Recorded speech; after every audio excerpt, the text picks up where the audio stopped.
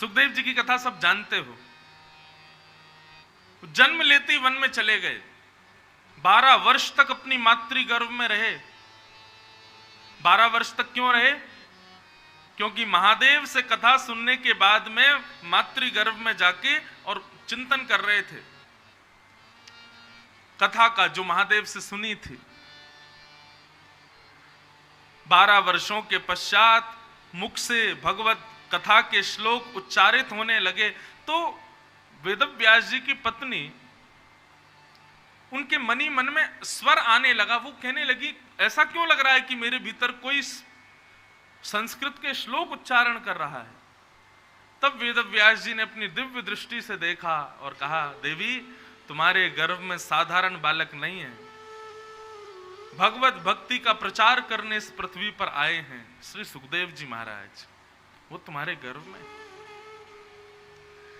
वेदव्यास जी ने प्रार्थना की, बालक तुम जन्म लो।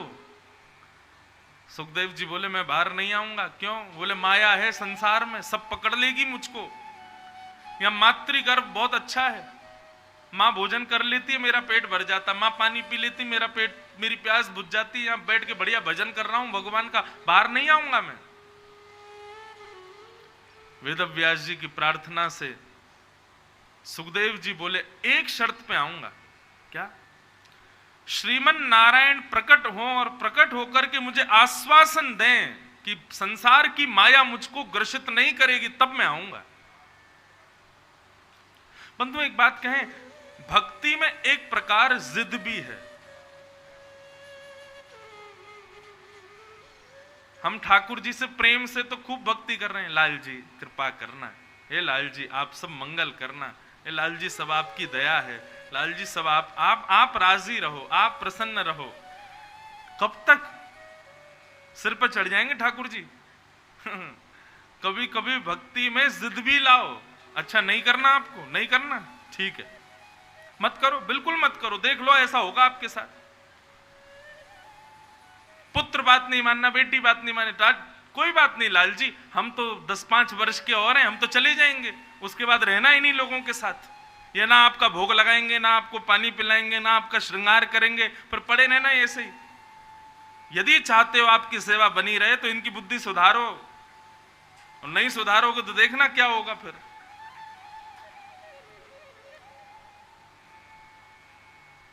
लाल जी बड़ी लीला करते हैं बंधुओं। प्रेम अधिकार देता है क्रोध करने का, जिद करने का। हमारी भक्ति में हम केवल लाड़ी लड़ाते रहे, ठाकुर जी को श्रम ना हो, श्रम ना हो, इसी का विचार करते रहे, ठीक है, अच्छी बात है, लेकिन कभी कभी एकांत में सुना दिया करो ठाकुर जी को। लेकिन सबको अधिकार नहीं है, कोई अभी 2-4 महीने से सेवा करने आज ही बैठ के सुनाने लगे ठाकुर जी को, नहीं। पहले प्रेम को उस स्तर पर ले जाओ कि वास्तव में ऐसी भावना प्रकट हो जाए कि ये मेरी सुनते हैं, ये मेरे प्रति उत्तर देते हैं, तब अधिकार मिलेगा। और सुनिए, ये प्रदर्शन का विषय नहीं है, दिखाना मत सबको, देखो मैं कैसे अपनी लीला, ना, एकांत में रहो, चर्चा करो ठाकुर जी से।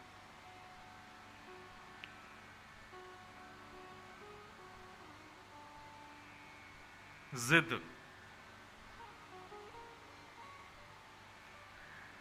सुखदेव जी महाराज बोले, व्यास जी अपने भजन के प्रताप से नारायण भगवान को प्रकट करो और वो प्रकट होकर के मुझे आश्वासन दें कि मुझे माया नहीं पकड़ेगी, तब मैं जन्म लूंगा। वेदव्यास जी ने प्रार्थना की और वेदव्यास जी की पत्नी का कितना बड़ा सौभाग्य, एक तो गर्भ में सुखदेव जैसा पुत्र, और सुखदेव को आश्वासन देने के लिए शंख चक्र गदा पद्म धारण करके नारायण भी गर्भ में प्रकट हो गए और प्रकट होकर के आश्वासन दिया, सुखदेव जी क्यों घबरा रहे हो? संसार की माया से भय होना यही निवृत्ति है। ध्यान से सुनिएगा, संसार की माया, संसार की वस्तुओं से भय होना, बस, इसके बाद अब कुछ करना नहीं है आपको। आपको भय लगता है कि मुझे ये संसार की चीजें पकड़ ना लें, मैं कहीं इसमें आसक्त ना हो जाऊं, ये भय ही आपकी रक्षा कर लेगा। लोग भयभीत किससे होते हैं? भगवान से। लोग भयभीत किससे हो रहे हैं? महादेव से। लोग भयभीत किससे हो रहे हैं? नारायण से। लोग भयभीत हो रहे हैं गंगा जी से, लोग भयभीत हो रहे हैं संतों से, महात्माओं से। अरे इनसे क्यों भय होना?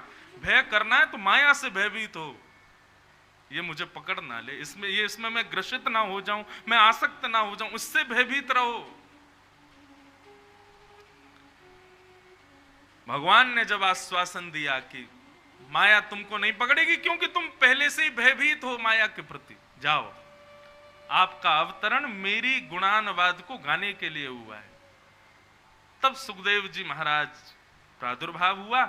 पहले तो निर्गुण निराकार ब्रह्म की उपासना करने के लिए तपस्या करने चले गए, लेकिन वेदव्यास जी के द्वारा रचित भागवत के श्लोकों को सुनकर के सुखदेव जी महाराज निर्गुण निराकार को छोड़ के सगुण साकार के चरणों में आ गए। और तब अपने पिता से संपूर्ण भागवत अध्ययन करने के बाद सुखदेव जी ने यही भागवत की कथा परीक्षित को सुनाई। सौनकादि ऋषियों ने प्रश्न किया, सूत जी परीक्षित कौन है और इसको श्राप क्यों लगा, कृपा करके हमें बताइए। तब सुखदेव जी, सूत जी महाराज महाभारत का प्रसंग यहां से प्रारंभ करते हैं, थोड़ा सा सुने। यथा मृदे कौरव संजयानां वीरेस्वथो वीरगतिं गतेषु ब्रकोदरा विद्गदा विमर्श ब्रगनोरुदंडे धृतराष्ट्रपुत्रे।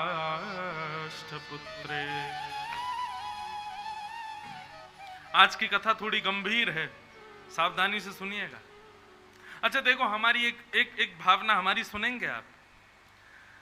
हमारा स्वभाव है कि हम कथा मनोरंजन के लिए कभी नहीं करते।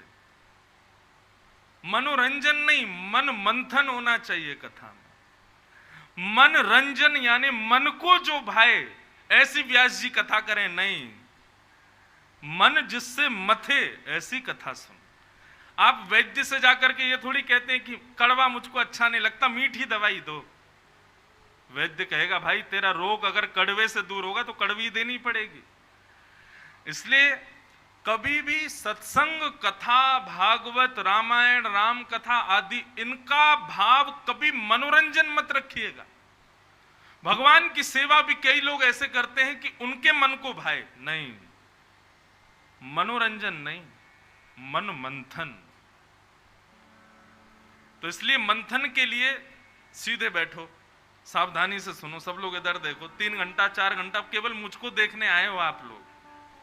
पूरे दिन आप पूरी प्रकृति देखो, जहां जाओ वहां जाओ, बस 10 से 2 बजे 1 बजे तक हमको देखो। बहुत सावधानी से सुनो। महाभारत का युद्ध अपने अंतिम पड़ाव पर चल रहा था। भीम और दुर्योधन के बीच युद्ध चल रहा था। भीम ने भगवान की ओर देखा तो भगवान ने इशारा किया, जंघा पे मार करके इसको गिरा दो।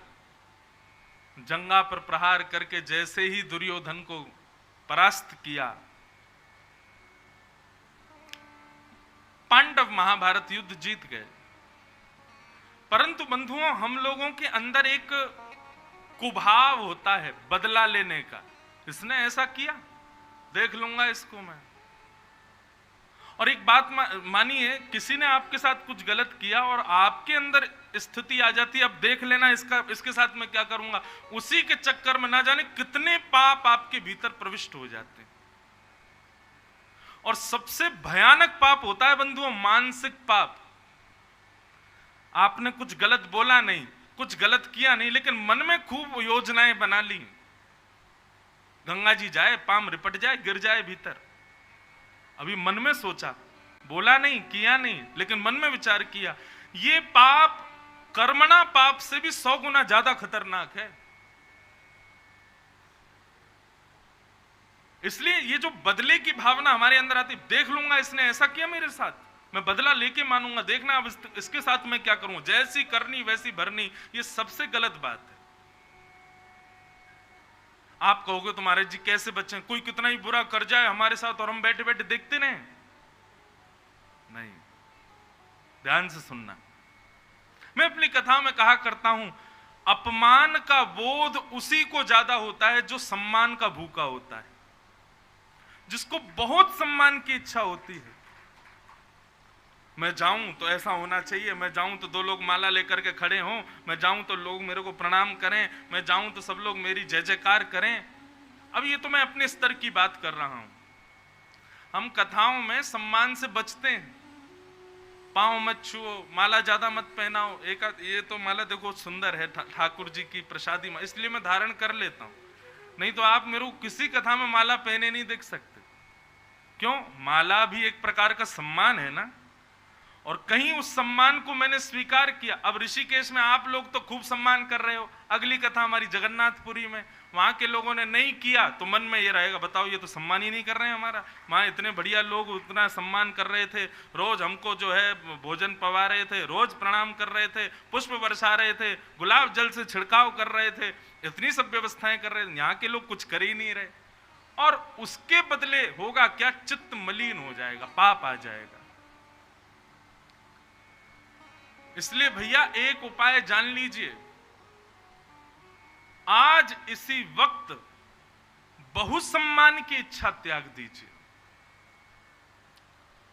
कोई मेरे से बहुत मेरी उपयोगिताओं को, मेरी उपलब्धियों का गुणगान करे, ऐसी इच्छा अपने हृदय में मत रखिए।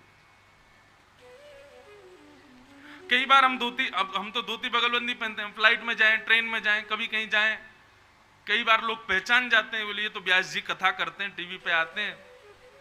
कई बार नहीं पहचानते, लेकिन धोती बगलबंदी देख करके उनको लगता है ये कोई पंडित जी हैं। बगल में बैठा 2 घंटा क्या करे? महाराज जी मेरा हाथ देख दो, आप देख लीजिए थोड़ा। तो हम विनय पूर्वक, आनंद पूर्वक, अब वहां पर मुझे ऐसा नहीं लग रहा अरे ये मेरे को जानता नहीं, ये मेरा स्वरूप नहीं जानता है, हम कथा करते हैं ये हमको जानता नहीं। नहीं भैया, हम पे आता नहीं है, लेकिन हमारे बगल में एक पंडित जी बैठे, उनको आता, उनको दिखा लो, वो देख लेते हैं। कहने का अभिप्राय मैं अपने स्तर से समझा रहा हूं, आप अपने स्तर से समझो। बहुत सम्मान की इच्छा मत रखो। आप बहुत सम्मान की इच्छा नहीं रखेंगे तो उसका परिणाम क्या होगा? कोई जानबूझ करके भी आपका अपमान करेगा, आपको पता ही नहीं चलेगा कि मेरा अपमान हुआ।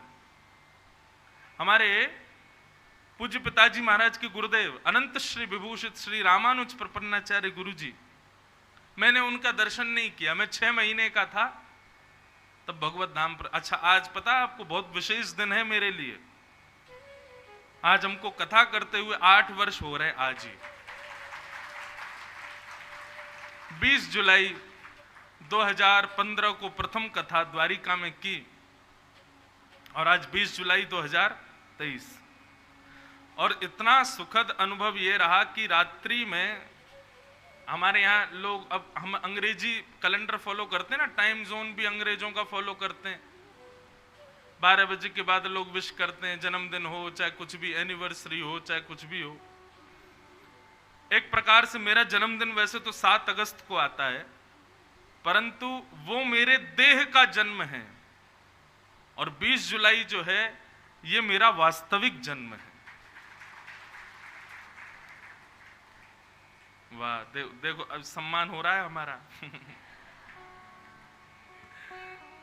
बोलो द्वारिकाधीश की जय, श्रीमद् भागवत महापुराण की।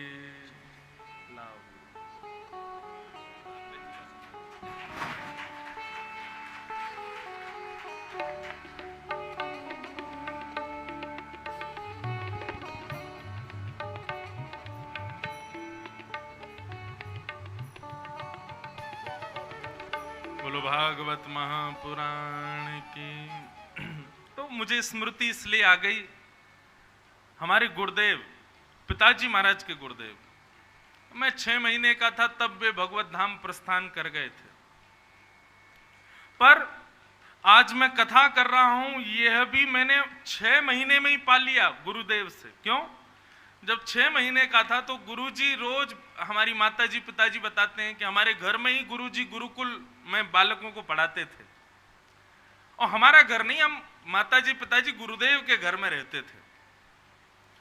तो गुरु जी का ऐसा प्रेम था दास के प्रति, कुछ 6 महीने तक मुझको गोद में लिटा के, 6 महीने का बालक क्या करवट भी नहीं ले पाता, गोद में लिटा करके तब 500 बालकों को भागवत पढ़ाते थे और मैं गोद में लेटा रहता था।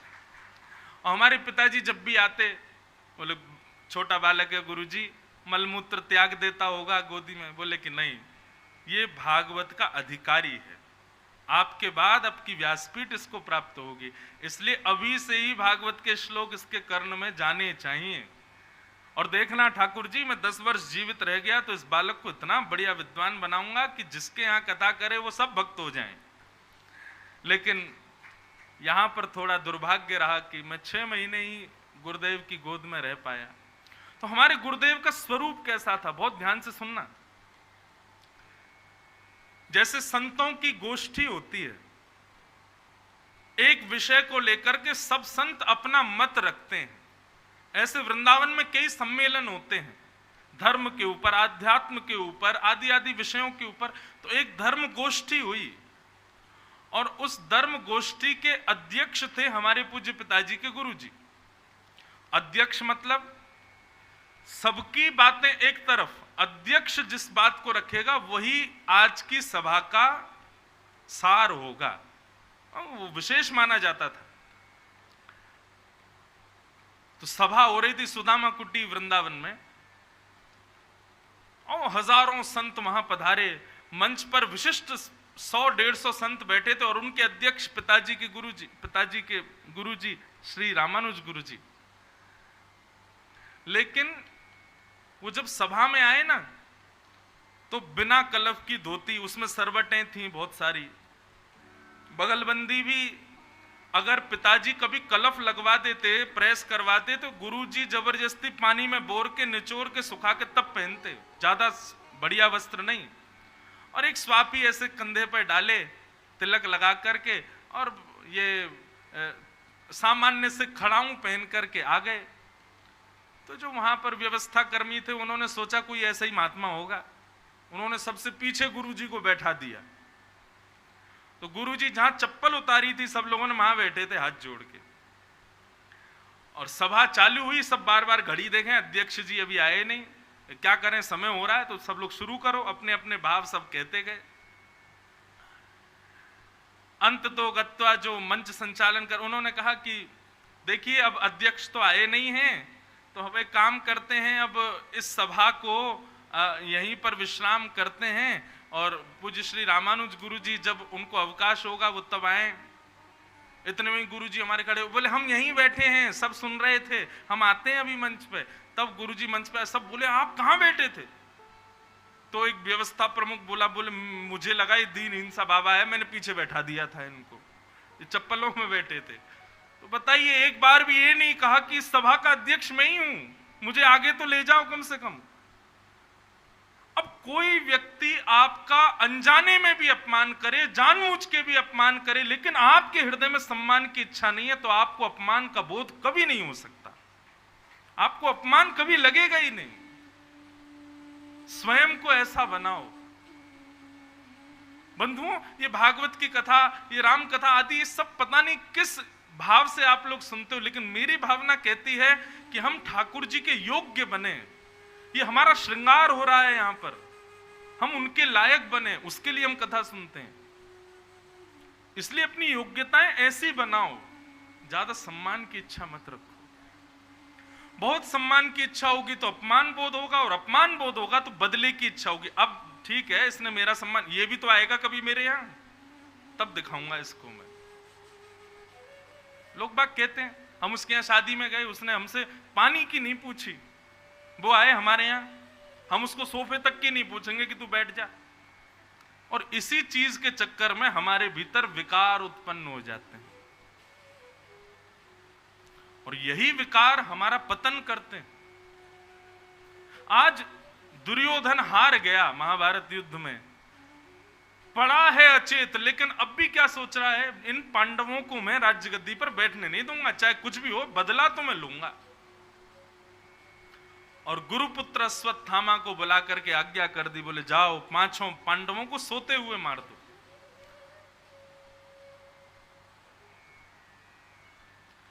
अश्वत्थामा अर्धरात्रि में पांडवों को मारने के लिए गया। भगवान को पता चला तो जाको राखे साइया, जिसकी रक्षा स्वयं ठाकुर जी करें उसको कोई मार सकता?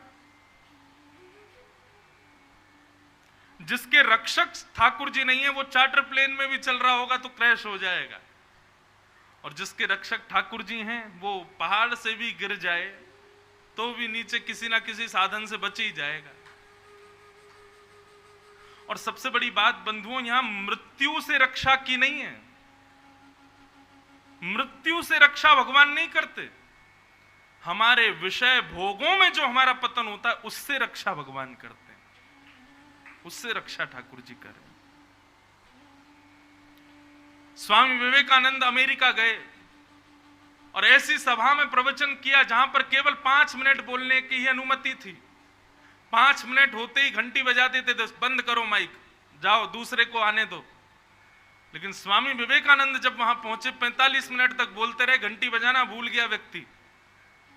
और उसके बाद एक सुंदर युवती आई और आकर के स्वामी विवेकानंद से बोली, मैं आपसे ब्याह करना चाहती हूं। स्वामी विवेकानंद बोले क्यों? बोले आप जैसे बुद्धिमान पुत्र को मैं जन्म दूंगी, ये मेरा सौभाग्य होगा, इसलिए कृपा कर आप मुझे गृहिणी रूप में स्वीकार करो। स्वामी विवेकानंद ने 3 परिक्रमा लगा के मैया के चरणों में प्रणाम किया। बोले कि मैं अपने जैसा योग्य पुत्र दे पाऊंगा इसकी गारंटी नहीं, पर हां जब तक जीवित हूं मैं आपका पुत्र बन जाऊंगा, आप मुझे ही अपना पुत्र मान लो।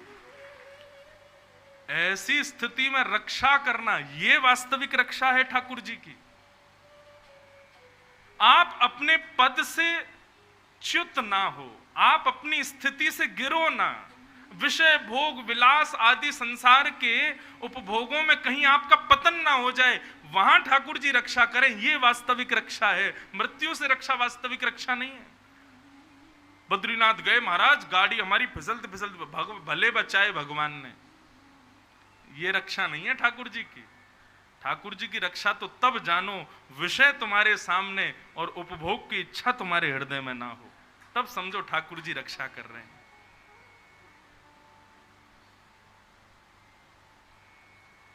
भगवान ने पांडवों की रक्षा की, परंतु द्रौपदी के 5 पुत्र सोते रह गए और अश्वत्थामा ने आकर के उन 5 बालकों को मार दिया। सर ले जाकर के दुर्योधन को दिखाया, अंधेरा था पता नहीं चला, उजाला करके देखा तो पता चला ये तो द्रौपदी के 5 पुत्र हैं।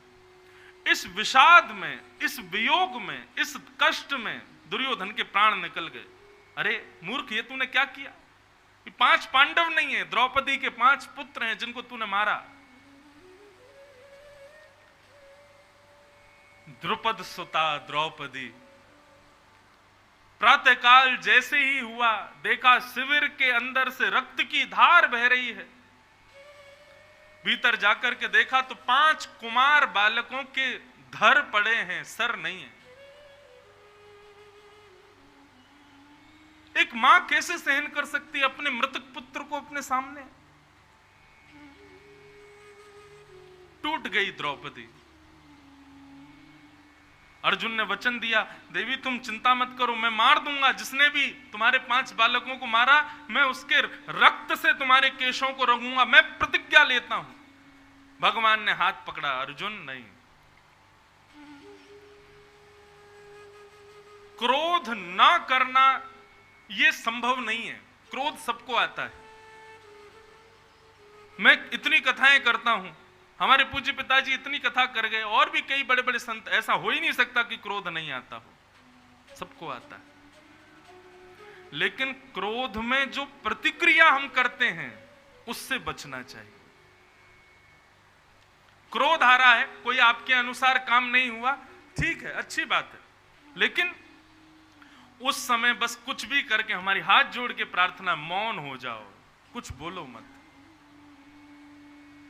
मेरा स्वभाव यही है, मुझे क्रोध आता है मैं मौन हो जाता हूं, मैं कुछ नहीं बोलता, शांत हो जाऊंगा।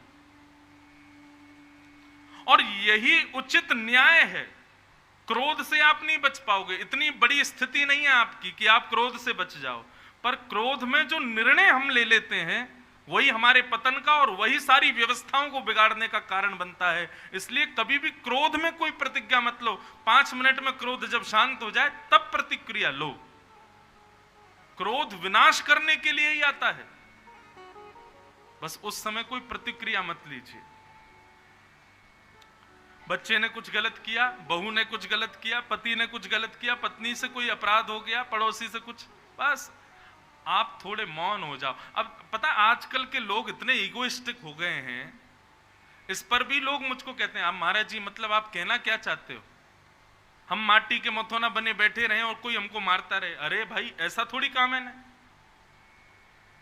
प्रहार बात अलग है, कोई मारे तब तो फिर तो उठा लो भाला। अपनी रक्षा के लिए हिंसा करनी पड़े, हिंसा नहीं बचाव करना पड़े, कोई आपत्ति नहीं। लेकिन जब कोई ऐसी स्थिति हुई जिसमें आपको मानसिक क्रोध आ रहा है, उस मानसिक क्रोध में कैसे भी करके निर्णय मत लीजिएगा, बस यही प्रार्थना। बदलाव यहीं से शुरू कीजिए। आज के बाद क्रोध आए हम कोई प्रतिज्ञा या कोई निर्णय नहीं लेंगे। क्यों? क्योंकि क्रोध में कितना भी भयानक क्रोध आवे, कितना भी सूक्ष्म क्रोध आवे, उसमें ली गई प्रतिज्ञा, प्रण और जो भी आप प्रतिक्रिया देते हैं वो विनाशकारी ही होती है। वो कभी आपका भला नहीं कर सकती। और नहीं तो आप विचार करके देख लो, मुझसे भी ज्यादा उम्र के लोग बैठे हैं यहां पर, आपने क्रोध में कोई प्रतिक्रिया की हो और उसका परिणाम अच्छा मिला हो, ऐसा नहीं हो सकता। अब इसमें यह मत लेना कि छोटा बालक पढ़ नहीं रहा और मां ने उसको डांट दिया, वो क्रोध अलग बात है, वहां पे वात्सल्य क्रोध है। व्यास को सब चीजें लेके चलनी पड़ती है, नहीं तो लोग छोटी छोटी बात में प्रश्न करते हैं। अच्छा तुम्हारा जी बच्चा भोजन नहीं करे, हम उस पर गुस्सा नहीं करें, वहां बात अलग है, वो क्रोध थोड़ी है। उसको सुधारने के लिए, उसको बनाने के लिए वो तो करना पड़ता है, कोई आपत्ति नहीं। इसी प्रकार ऑफिस में जो डायरेक्टर होता है उसको अपने एम्प्लॉइज पर थोड़ा क्रोध करना पड़ता है, वहां पर भी कोई आपत्ति नहीं। आप सब समझ रहे हैं कि मैं किस क्रोध की बात कर रहा हूं। अर्जुन प्रतिज्ञा लेता है कि मैं जीवित नहीं छोड़ूंगा। भगवान कहते हैं अर्जुन क्रोध में प्रतिज्ञा नहीं। अर्जुन ने भगवान की नहीं मानी, भगवान समझ गए, बोले लौट के तो मेरे पास ही आएगा, ले ले प्रतिज्ञा। अर्जुन बोला मैं प्रतिज्ञा लेता हूं जिसने भी तुम्हारे बालकों को मारा जीवित नहीं छोड़ूंगा। 3 लोग बचे थे विपक्ष के, कृतवर्मा, अश्वत्थामा और एक और थे।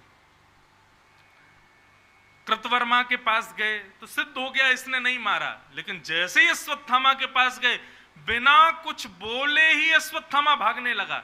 भगवान बोले ये कायर व्यक्ति का लक्षण है, ये भय के कारण भाग रहा है। अर्जुन इसी ने अपराध किया है। अश्वत्थामा ने अपने बचाव के लिए ब्रह्मास्त्र छोड़ा, अर्जुन ने भी ब्रह्मास्त्र छोड़ करके शांत कर दिया और अश्वत्थामा को ज्यों त्यों पकड़ करके उसके हाथों को रथ के चक्के से बांध दिया, घसीटते हुए लेकर के आया और पेश कर दिया मृतक बालकों की मां द्रौपदी के सामने। यह है तुम्हारे बालकों का हत्यारा। द्रौपदी अब जल्दी आज्ञा करो, मेरी तलवार इंतजार कर रही है इसके सर को धड़ से अलग करने के लिए।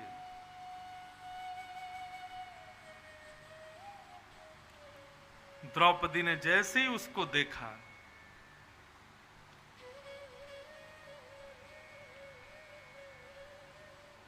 हाथ जोड़ करके अर्जुन से कहती, अर्जुन ये किसको लाए हो? बोले तुम्हारे बालकों का हत्यारा। बोले बालकों का हत्यारा कौन है ये जानते हो तुम? बोले हाँ यही है।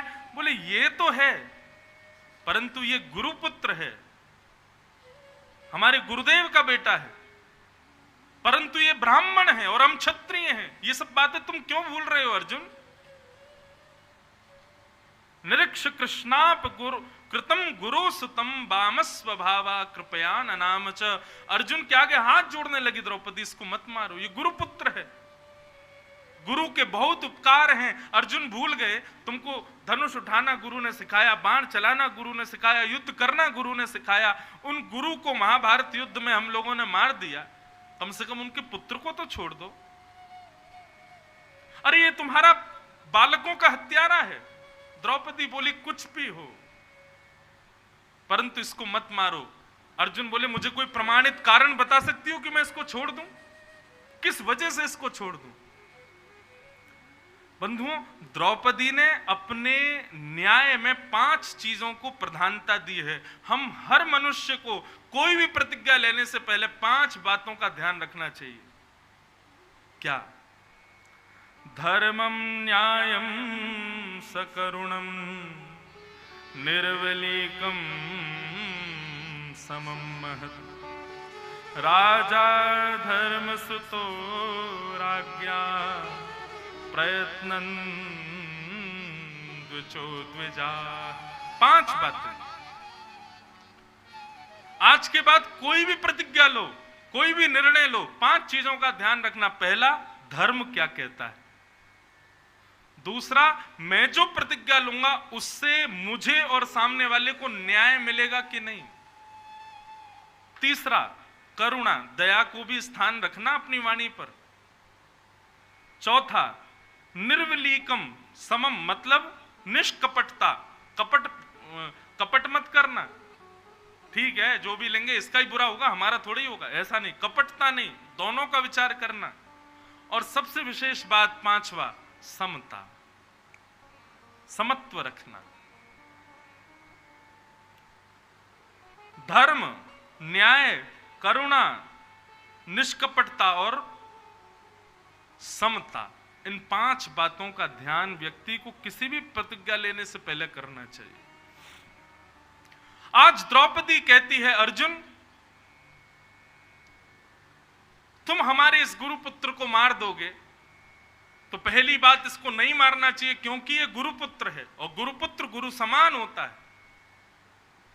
दूसरी बात, इसको इसलिए नहीं मारना चाहिए क्योंकि इनकी जो माता जी हैं वो अपने पति को पहले ही गवा चुकी हैं, अब अपने पुत्र को भी गवा देंगी, तो पुत्र गवाने का शोक क्या होता है ये मुझसे अच्छा कोई नहीं जानता।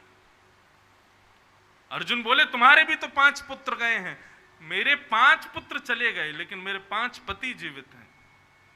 मुझे पतियों का सहारा है, एक तरफ से मुझे सहारा मिल रहा है। इसकी मां के बारे में सोचो, पति मर गया, अब बेटा भी मर जाएगा, वो किसके सहारे जिएगी। अर्जुन,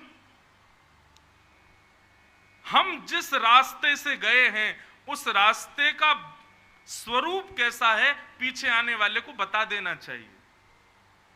आप केदारनाथ गए, किसी ने आपसे पूछा भैया केदारनाथ गए थे कैसा रास्ता, अब आपको पता है कि बारिश में पैर फिसल रहे थे, एक जगह हम गिर रहे थे, श्वास फूल रही थी, भोजन नहीं मिल रहा था, लेकिन आपने क्या कहा, ये भी तो भोगे एक बार जाके, बहुत बढ़िया था भैया, इतना बढ़िया रास्ता। लोग ऐसे ही बोलते हैं, कुछ नहीं, इतनी बढ़िया भोजन की व्यवस्था, श्वास वास तो लोग ऐसे ही बोलते हैं, सब बहुत बढ़िया मस्त है एकदम, यूं चढ़ जाओगे यूं।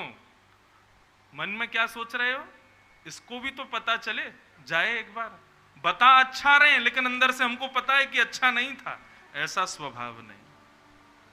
हम जिस रास्ते से गए हैं पीछे आने वाले को सावधान करना चाहिए, भैया पहले ही समझ लो इतने गड्ढे हैं, ऐसा रास्ता है, ये है वो है, इतना ध्यान करके आ सको तो आ जाना। द्रौपदी कहती है कि पुत्र के मरने पर कितना कष्ट होता है ये मां जानती है, मैं जानती हूं, और मैं जानकर के भी वही कष्ट इसकी मां को दूं, ये मैं नहीं चाहती। अर्जुन, ये बात सुनकर के सब स्तब्ध थे, लेकिन पीछे खड़े हुए द्वारिकाधीश ताली बजाने लगे, वाह मेरी बहन है। भगवान के नेत्र सजल हो गए। द्रौपदी की बात में धर्म, न्याय, दया, समता, निष्कपटता सब थी। भगवान इतने प्रसन्न हो गए, समीप आए और आकर के द्रौपदी को अपने हृदय से लगा लिया, वाह द्रौपदी वाह। और भगवान यहां कहते हैं भगवान ने अपना नाम द्रौपदी को दे दिया, इसलिए वेदव्यास जी कहते हैं निरीक्ष कृष्णापकृतम गुरु सुतम, गुरु पुत्र को कृष्णा ने देखा। कृष्णा कौन है? द्रौपदी। भगवान का नाम कृष्ण है, उसमें आ की मात्रा नहीं है, पीछे आ की मात्रा लगते ही वो द्रौपदी का नाम हो जाता है, कृष्णा। निरीक्ष कृष्णापकृतम गुरुस्तम। भगवान ने अपने हृदय से लगाया और कहा, बहुत सुंदर बहन, तुम्हारी बात मुझे बहुत भाई। युधिष्ठिर से पूछा अर्जुन ने, तो युधिष्ठिर बोला, मैं भी द्रौपदी के पक्ष में हूं, नकुल सहदेव भी द्रौपदी के पक्ष में। भीम बस बोले, तुम छोड़ दो, मैं मार देता हूं। अंत तो गत्वा, जब कहीं से भी निर्णय नहीं मिला, तब अर्जुन ने भगवान की ओर देखा। आलोक्यम वदनम सख्य। भगवान बोले, अब क्यों देख रहा है मुझे? जब मैं रोक रहा था कि प्रतिज्ञा मत ले, तब तूने मानी मेरी बात? बता दो ना भगवान, क्या करूं अब आप ही एकमात्र मेरा आश्रय बच्चे, बताइए ना। भगवान बोले, देख अर्जुन, अब तू आया है, मुझसे पूछ रहा है कि क्या करना चाहिए, तो फिर बहुत ध्यान से सुनना।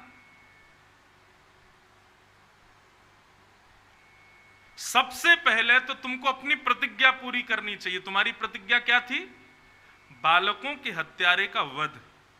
पहले तो अपनी प्रतिज्ञा पूरी करो। क्यों? क्षत्रिय अपनी प्रतिज्ञा पूरी नहीं करता तो 2000 वर्ष के लिए उसको नरक जाना पड़ता है। अगर तुम तैयार हो नरक जाने के लिए तो इसको छोड़ दो, और नरक से बचना चाहते हो तो अपनी प्रतिज्ञा पूरी करो, मार दो। अर्जुन ने तुरंत अपनी तलवार निकाली, लेकिन भगवान कहते हैं दूसरी बात, जब तक द्रौपदी आज्ञा नहीं देती तब तक नहीं मार सकते। क्यों? बालक द्रौपदी के थे। अर्जुन ने फिर तलवार भीतर कर ली। बोले, अब बड़े भैया हैं तुम्हारे युधिष्ठिर, उनकी बात तुमको माननी चाहिए, वो भी मना कर रहे हैं तो मत मारो। लेकिन भीम भी तुम्हारा बड़ा भाई है, वो कह रहा है मार दो, तो उसकी बात का भी सम्मान करना चाहिए। सब बातों को सुनते हुए अंत में भगवान बोले, अब तू मेरे पास आया तो मेरी बात भी सुन ले। अर्जुन, ब्रह्म बंधुर न हंतव्य आतताई बधारण। ब्राह्मण कैसा भी क्यों ना हो उसको मारना नहीं चाहिए, लेकिन बालकों को मारने वाला कोई भी क्यों ना हो उसको छोड़ना नहीं चाहिए।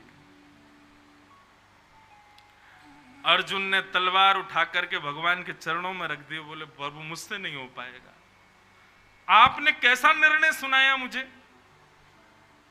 अपनी प्रतिज्ञा मान के मार दूं? द्रौपदी आज्ञा नहीं है इसलिए नहीं मारूं, ब्राह्मण है इसलिए नहीं मारूं, लेकिन बालकों का हत्यारा मार दूं? बड़े भैया युधिष्ठिर मना कर रहे हैं इसलिए नहीं मारूं, भीम कह रहे हैं मारना है तो मार दूं? ये क्या निर्णय हुआ? आप कह रहे हो मार भी दो, छोड़ भी दो। भगवान मुस्कुराए, हंसने लगे। ठाकुर जी, ये लीला हम सबके साथ करते हैं। हम सबको भी ऐसे ही ठाकुर जी नाटक कराते हैं बीच में। ये अर्जुन, आप कभी अर्जुन को देखेंगे तो आपको लगेगा मैं ही हूं क्या? मेरे साथ भी तो ऐसे ही करते हैं ठाकुर जी। ठाकुर जी का खिलौने हैं, हम खेलते रहते हैं हमसे। अर्जुन ने चरण पकड़ लिए, नाथ मुझे बताओ मैं क्या करूं। भगवान बोले, विचार कर अर्जुन, चिंतन कर। मैंने क्या कहा? ब्राह्मण का हत्यारा, बालकों का हत्यारा कोई भी क्यों ना हो उसको छोड़ो मत, ब्राह्मण कोई भी क्यों ना हो उसको मारो मत। अर्जुन बोला, मतलब मारना भी है और छोड़ना भी है, तो ऐसा कुछ करना है कि मरे भी ना लेकिन मृत्यु से कम दर्द हो भी ना। अर्जुन समझ गया मुझे क्या करना है। मृत्यु से भी भयावह पीड़ा यदि कहीं होती है तो वो होती है भरी समाज में अपमान। और भरे समाज में आदि मूछ, आदि दाढ़ी, आदि केश मूड करके मणिम जहार मूर्धन्यम, अश्वत्थामा की मणि निकाल करके धक्के दे करके भगा दिया। भरे समाज में अपमान। मरा भी नहीं अश्वत्थामा, और मन में क्या सोच रहा है, इससे अच्छा तो मैं मर ही जाऊं। 4 लोग भी मुझसे बात करना नहीं चाहते, गली मोहल्ले से भी अश्वत्थामा निकल जाए तो पीछे कंकड़ लेके लोग भागते हैं। ऐसी स्थिति में अश्वत्थामा सोच रहा है इससे बढ़िया तो मैं मर जाऊं। ऐसी स्थिति में अश्वत्थामा आ गया। बदला लेने के लिए अश्वत्थामा ने मन में विचार किया कि इन पांडवों को जड़ से खत्म कर दूंगा मैं। सब बालकों को मार दिया, अब इनके वंश में कोई बचा नहीं है, लेकिन एक बालक अभी बचा है जिसका अभी जन्म ही नहीं हुआ, उत्तरा के गर्भ का बालक। अभिमन्यु जब मारा गया था तब सब कह रहे थे हाय राम बेचारा मर गया, अपने बालक का मुख भी नहीं देख पाया। उसी बालक को मारना चाहिए। और गर्भस्थ, अभी गर्भ में है बालक, उस उत्तरा को मारने के लिए ब्रह्मास्त्र आकाश में छोड़ दिया। यहां पर भगवान द्वारिका के लिए रवाना हो रहे थे। सब पांडवों को कहा भैया अब तुम्हारा सब बिल्कुल सॉर्ट आउट हो गया, अब तुम बैठो, हस्तिनापुर का राज सिंहासन संभालो। सब लोगों को प्रणाम किया, बोले मैं भी जा रहा हूं अब द्वारिका। और जैसे ही भगवान द्वारिकाधीश अपने रथ पर चढ़े, इतने में ही दोनों भुजाएं उठा करके पाहि पाहि महायोगिन देव देव जगतपते नान्यम तद्भयम पश्ये यत्र मृत्यु परस्परम। चरणों में आ गई उत्तरा, नाथ मैं मर जाऊं कोई बात नहीं, मेरे गर्भ के बालक को बचाइए। अश्वत्थामा ने ब्रह्मास्त्र छोड़ दिया है। भगवान एक रूप से तो बाहर खड़े रहे, तुरंत भगवान ने सूक्ष्म रूप धारण किया और भगवान की गदा का नाम है चक्रा। क्या नाम है भगवान की गदा का? चक्रा। उस चक्रा गदा को भगवान ने दोनों भुजाओं से पकड़ करके गर्भ में जाकर के इतनी द्रुत गति से घुमाया कि आकाश से आ रहा ब्रह्मास्त्र आकाश में ही नष्ट हो गया और उत्तरा के गर्भ के बालक की रक्षा हो गई। बोलो भक्तवत्सल भगवान की।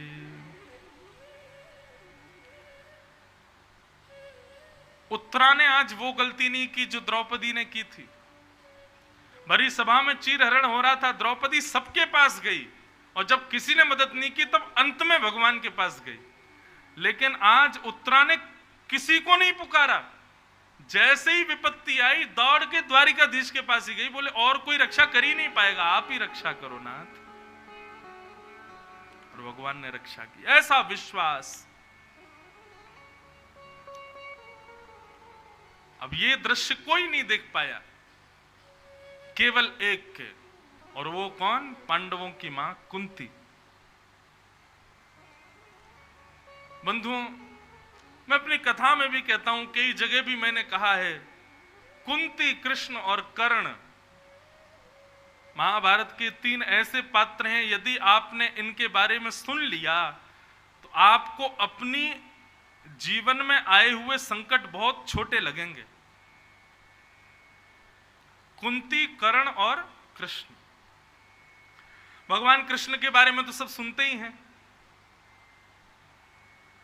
पर कुंती ने बाल्यकाल से लेकर के अनंत काल तक, अपने अंतिम समय तक कभी सुख नहीं भोगा। और यही स्थिति रही कर्ण की। जन्म लेते ही अपनी ही मां लता पत्रों में लपेट करके बालक को नदी में बहा दे, और ये बात किसी बालक को पता चल जाए कि मेरी मां ने मुझको बहा दिया, कितना कष्टदायी होगा। और कर्ण आधा टूट तो उस समय गया जब महाभारत युद्ध प्रारंभ हो रहा था। सब अपने माता पिता को प्रणाम कर रहे थे। कोई नहीं जानता था कि कर्ण कुंती का बेटा है, लेकिन कर्ण जानता था कि मैं कुंती का बेटा हूं, और कुंती तो जानती थी और भगवान कृष्ण भी जानते थे। सब ने जाकर के कुंती को प्रणाम किया। अर्जुन ने प्रणाम किया। कुंती कहती विजयी भव। युधिष्ठिर ने प्रणाम किया, विजयी भव। सबको विजयी भव का आशीर्वाद दिया। उसी कतार में कर्ण चुपके से आया, बोले कि मैं भी तो पुत्र हूं, मैं भी मां से आज्ञा लूं। जैसे ही कर्ण ने प्रणाम किया,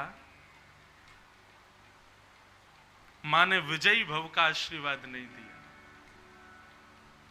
खुश रहो। कर्ण ने जब सर झुकाया तो उसकी इच्छा थी कि मां मुझे भी कहेगी विजयी भव। कुपुत्रो जायेत क्वचिदपि कुमाता न भवति। पुत्र कुपुत्र हो सकता है, लेकिन मां कभी कुमाता नहीं हो सकती। लेकिन आज कुंती क्या आशीर्वाद देती है? खुश रहो, प्रसन्न रहो। कर्ण की आंखें लाल पड़ गई, आंसू गिरने लगे। बोले मां, मैं विजय का अधिकारी नहीं। कुंती ने कुछ नहीं कहा, मौन रही। कर्ण उसी समय समझ गए थे मेरी मृत्यु निश्चित है।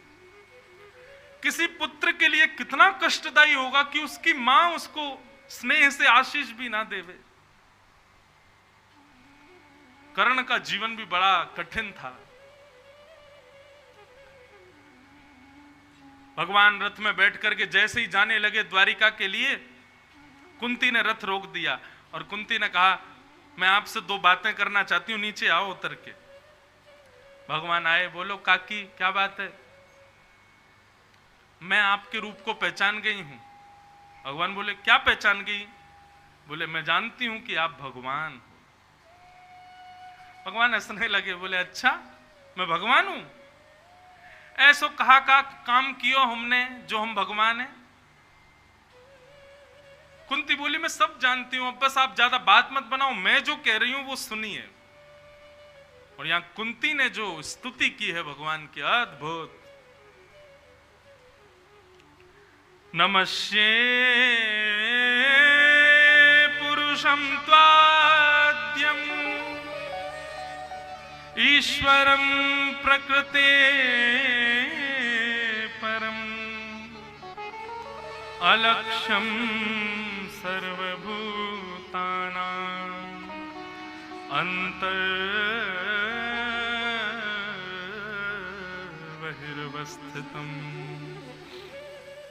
हे नाथ, मैं जानती हूं कि आप भगवान हो। भगवान बोले, प्रमाण दो कि हम भगवान हैं। बोले, अभी अभी उत्तरा के गर्भ में जाकर के आपने उसके बालक की रक्षा की, मैंने देखा। आप वही भगवान हो जो सबके भीतर और बाहर सब जगह विराजते हो। भगवान बोले, बुआ चलो ठीक है, हम आपकी बात मान लेंगे कि हम भगवान। अब देखो कितना सुंदर संवाद है कुंती और भगवान। भगवान बोले, यदि मैं सब जगह व्याप्त हूं तो फिर मैं दिखाई क्यों नहीं देता? बताओ। भगवान ही पूछ रहे हैं कुंती से, बुआ यदि मैं भगवान हूं तो सब जगह मेरा वास है, और सब जगह मेरा वास है तो मैं दिखना चाहिए, मैं क्यों नहीं दिखता? बताओ। तो कुंती उत्तर देती है, माया जवनिका छन्न आज्ञा दोक्षजमव्ययम् न लक्ष्य से मूढ़ दृशा नटो नाट धरो यथा। नाथ, जिस प्रकार कठपुतली को नचाने वाला नहीं दिखता, बस कठपुतली दिखती है। कठपुतली हंस रही है, कठपुतली खा रही है, कठपुतली सो रही है, कठपुतली नाच रही है, कठपुतली का ब्याह हुआ, कठपुतली ने ऐसा किया, हम सबको देखने में यही दिखता है।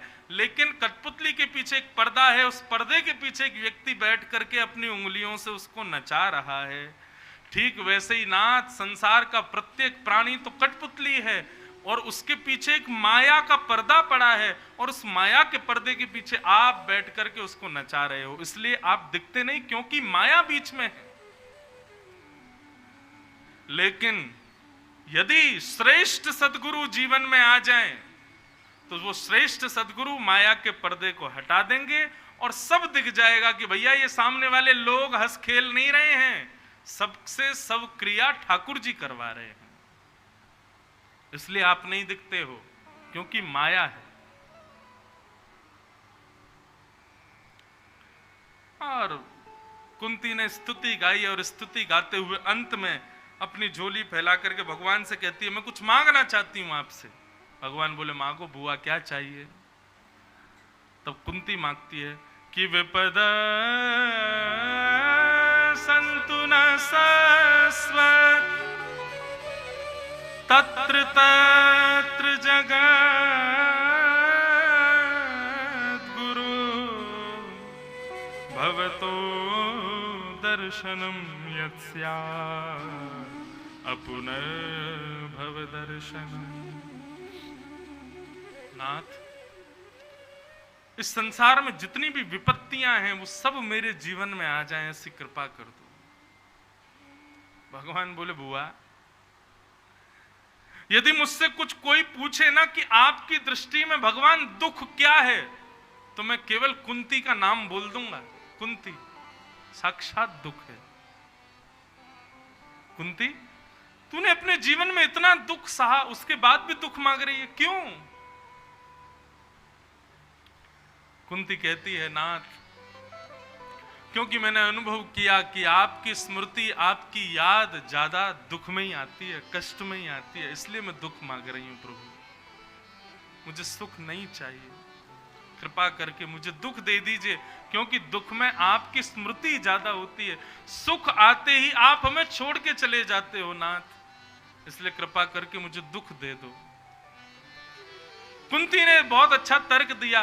कुंती कहती है, नाथ, भगवान बोले, कुंती, तेरे जीवन में अब सुख आ गया, देख तेरे बालक हस्तिनापुर की गद्दी पर बैठ गए, अब तो तू दुख मत मांग। कुंती कहती है, कल तक मेरे बालकों को हस्तिनापुर की राज्य नहीं मिला था तो आप हमारे साथ थे, लेकिन आज मेरे बालक हस्तिनापुर की गद्दी पर बैठे तो आज मुझे छोड़ करके जा रहे हो।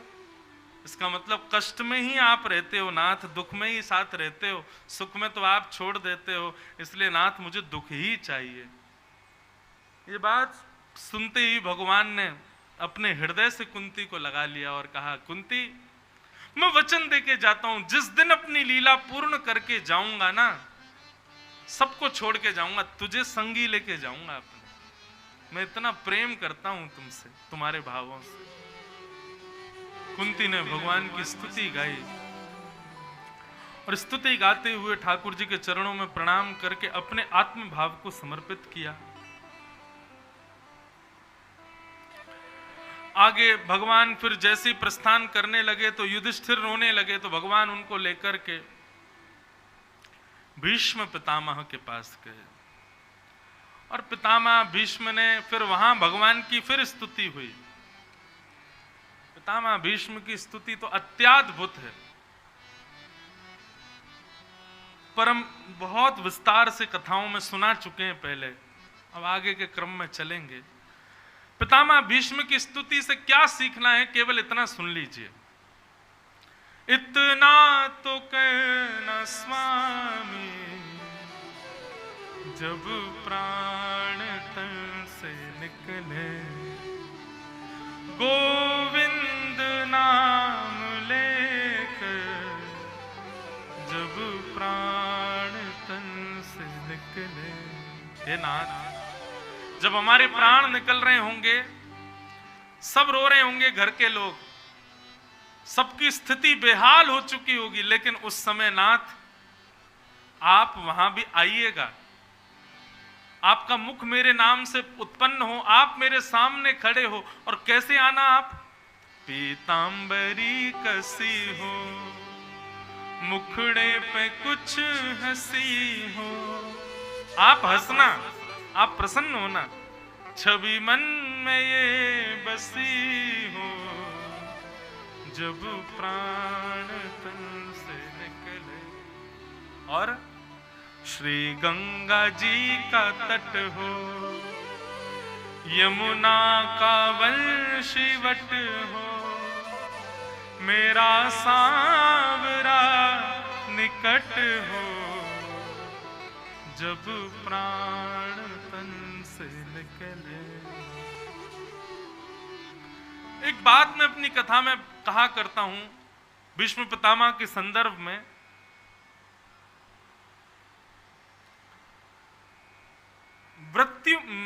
व्यक्ति ने सब निश्चित कर रखा है। घर कैसा बनाना है निश्चित है, पत्नी कैसी चाहिए निश्चित है, पति कैसा चाहिए निश्चित है, बच्चे कैसे चाहिए निश्चित है, बच्चों के नाम क्या होंगे ये भी निश्चित है, बच्चे कौन से स्कूल में पढ़ेंगे निश्चित है, कौन से कॉलेज में जाएंगे निश्चित है, बच्चों का ब्याह कैसी कन्या से कराना निश्चित है। सब पूर्व डिसाइडेड है हमारा, लेकिन हमारी मृत्यु कैसी हो यह निश्चित नहीं। हमने आज तक सोचा ही नहीं, डरते हैं हम लोग। कभी सही सही बताना, कभी सोचा कि मृत्यु कैसी होनी चाहिए? नहीं सोचते। हम जिन जिन चीजों के लिए डिसाइड करते हैं कि ऐसा होना चाहिए, वो सारी चीजें वो हैं जो सत्य नहीं है, मतलब हमारी लाइफ में होंगी नहीं पता, हम करेंगे, लेकिन मृत्यु तो ऐसा सत्य है, होगा ही। आप करोड़पति बन पाओगे कोई जरूरी नहीं है, बच्चे अच्छे निकलेंगे जरूरी नहीं है, पत्नी अच्छी मिलेगी जरूरी नहीं, पति अच्छा मिलेगा जरूरी नहीं, लेकिन जीवन अच्छा होगा जरूरी नहीं, मृत्यु होगी ये तो निश्चित है। उस निश्चित मृत्यु को कभी हमने विचार नहीं किया कि वो कैसी होनी चाहिए। हमारी मां ने कुछ कुछ बातें जो मैं कथा में कहता हूं ना कि निश्चित करो, डिसाइड करो, गंगा तट पर जाके संकल्प, ये करना है आपको। आज गंगा जी के तट पर बैठ करके विचार करो हमारी मृत्यु कैसी हो। दुनिया की मृत्यु देखी, दुनिया के लोग छाती पीट पीट के रो रहे हैं महाराज, बेहाल हो जाते हैं। हे नाथ, ऐसी मृत्यु नहीं चाहिए हमको। मृत्यु हो ठीक है, प्रेमाश्रु सबके नेत्रों से निकलेंगे, लेकिन हमारी मृत्यु हो कैसी। श्रीधाम वृंदावन जावे, परिक्रमा लगावे, राधे कृष्ण कृष्ण कृष्ण राधे राधे कीर्तन करें, राधा रमन जी का दर्शन, बिहारी जी का दर्शन, राधा वल्लभ जी का दर्शन, वैष्णवों की कथा सुने, बिहारी जी का मंगल प्रसाद पामे। हाँ, भूखे पेट नहीं जाना हमको, प्रसाद पामे, बढ़िया पेट भरा हो, यमुना जी के तट पर बैठे हो, मधुर संकीर्तन चल रहा हो, यमुना जी के कलकल धारा बह रही हो, और उसी क्षण नाथ एक किरण सी दिखाई दे, उस किरण में हमारे राधा माधव दोनों किलोल करते हुए एक क्षण के लिए दर्शन दें और मेरे प्राण निकल जाएं। बस ऐसी मृत्यु मुझे चाहिए। कभी निश्चित की? ये तो मैंने बता दिया, लेकिन आप कुछ अलग ही सोचना। और एक बात बताएं, आप संसार में किसी भी वस्तु को पहले डिसाइड करोगे, शायद वो वैसी ना मिले, लेकिन हम दावे से व्यासपीठ से कह रहे हैं, जैसी मृत्यु सोचोगे वैसी ही मिलेगी, वैसी ही प्राप्त होगी। हमारे पूज्य नाना जी पंडित श्री कृष्णलाल शास्त्री, जिनकी कृपा से मुझे व्यासपीठ प्राप्त है, मैंने कल 3 नाम बता, पिताजी, नाना जी और हमारे गुरुदेव कलाए थे। तो हमारे पूज्य नाना जी अपने प्राण त्यागने से एक दिन पूर्व अपने परिवार वालों को बोल रहे थे, बोले भैया देखो अब हम वृद्ध हो गए, हमारे कभी भी प्राण निकल सकते हैं, तो पहले ही सुन लो हमको कैसे प्राण त्यागने हैं। बोले ब्रजमंडल में जितने भी हमारे मुख्य स्थान हैं, बरसाना, नंदगांव, गोवर्धन, वृंदावन, गोकुल, सबकी रज लियाना और उस रज को लाकर के मेरे पूरे अंग पे लगा देना।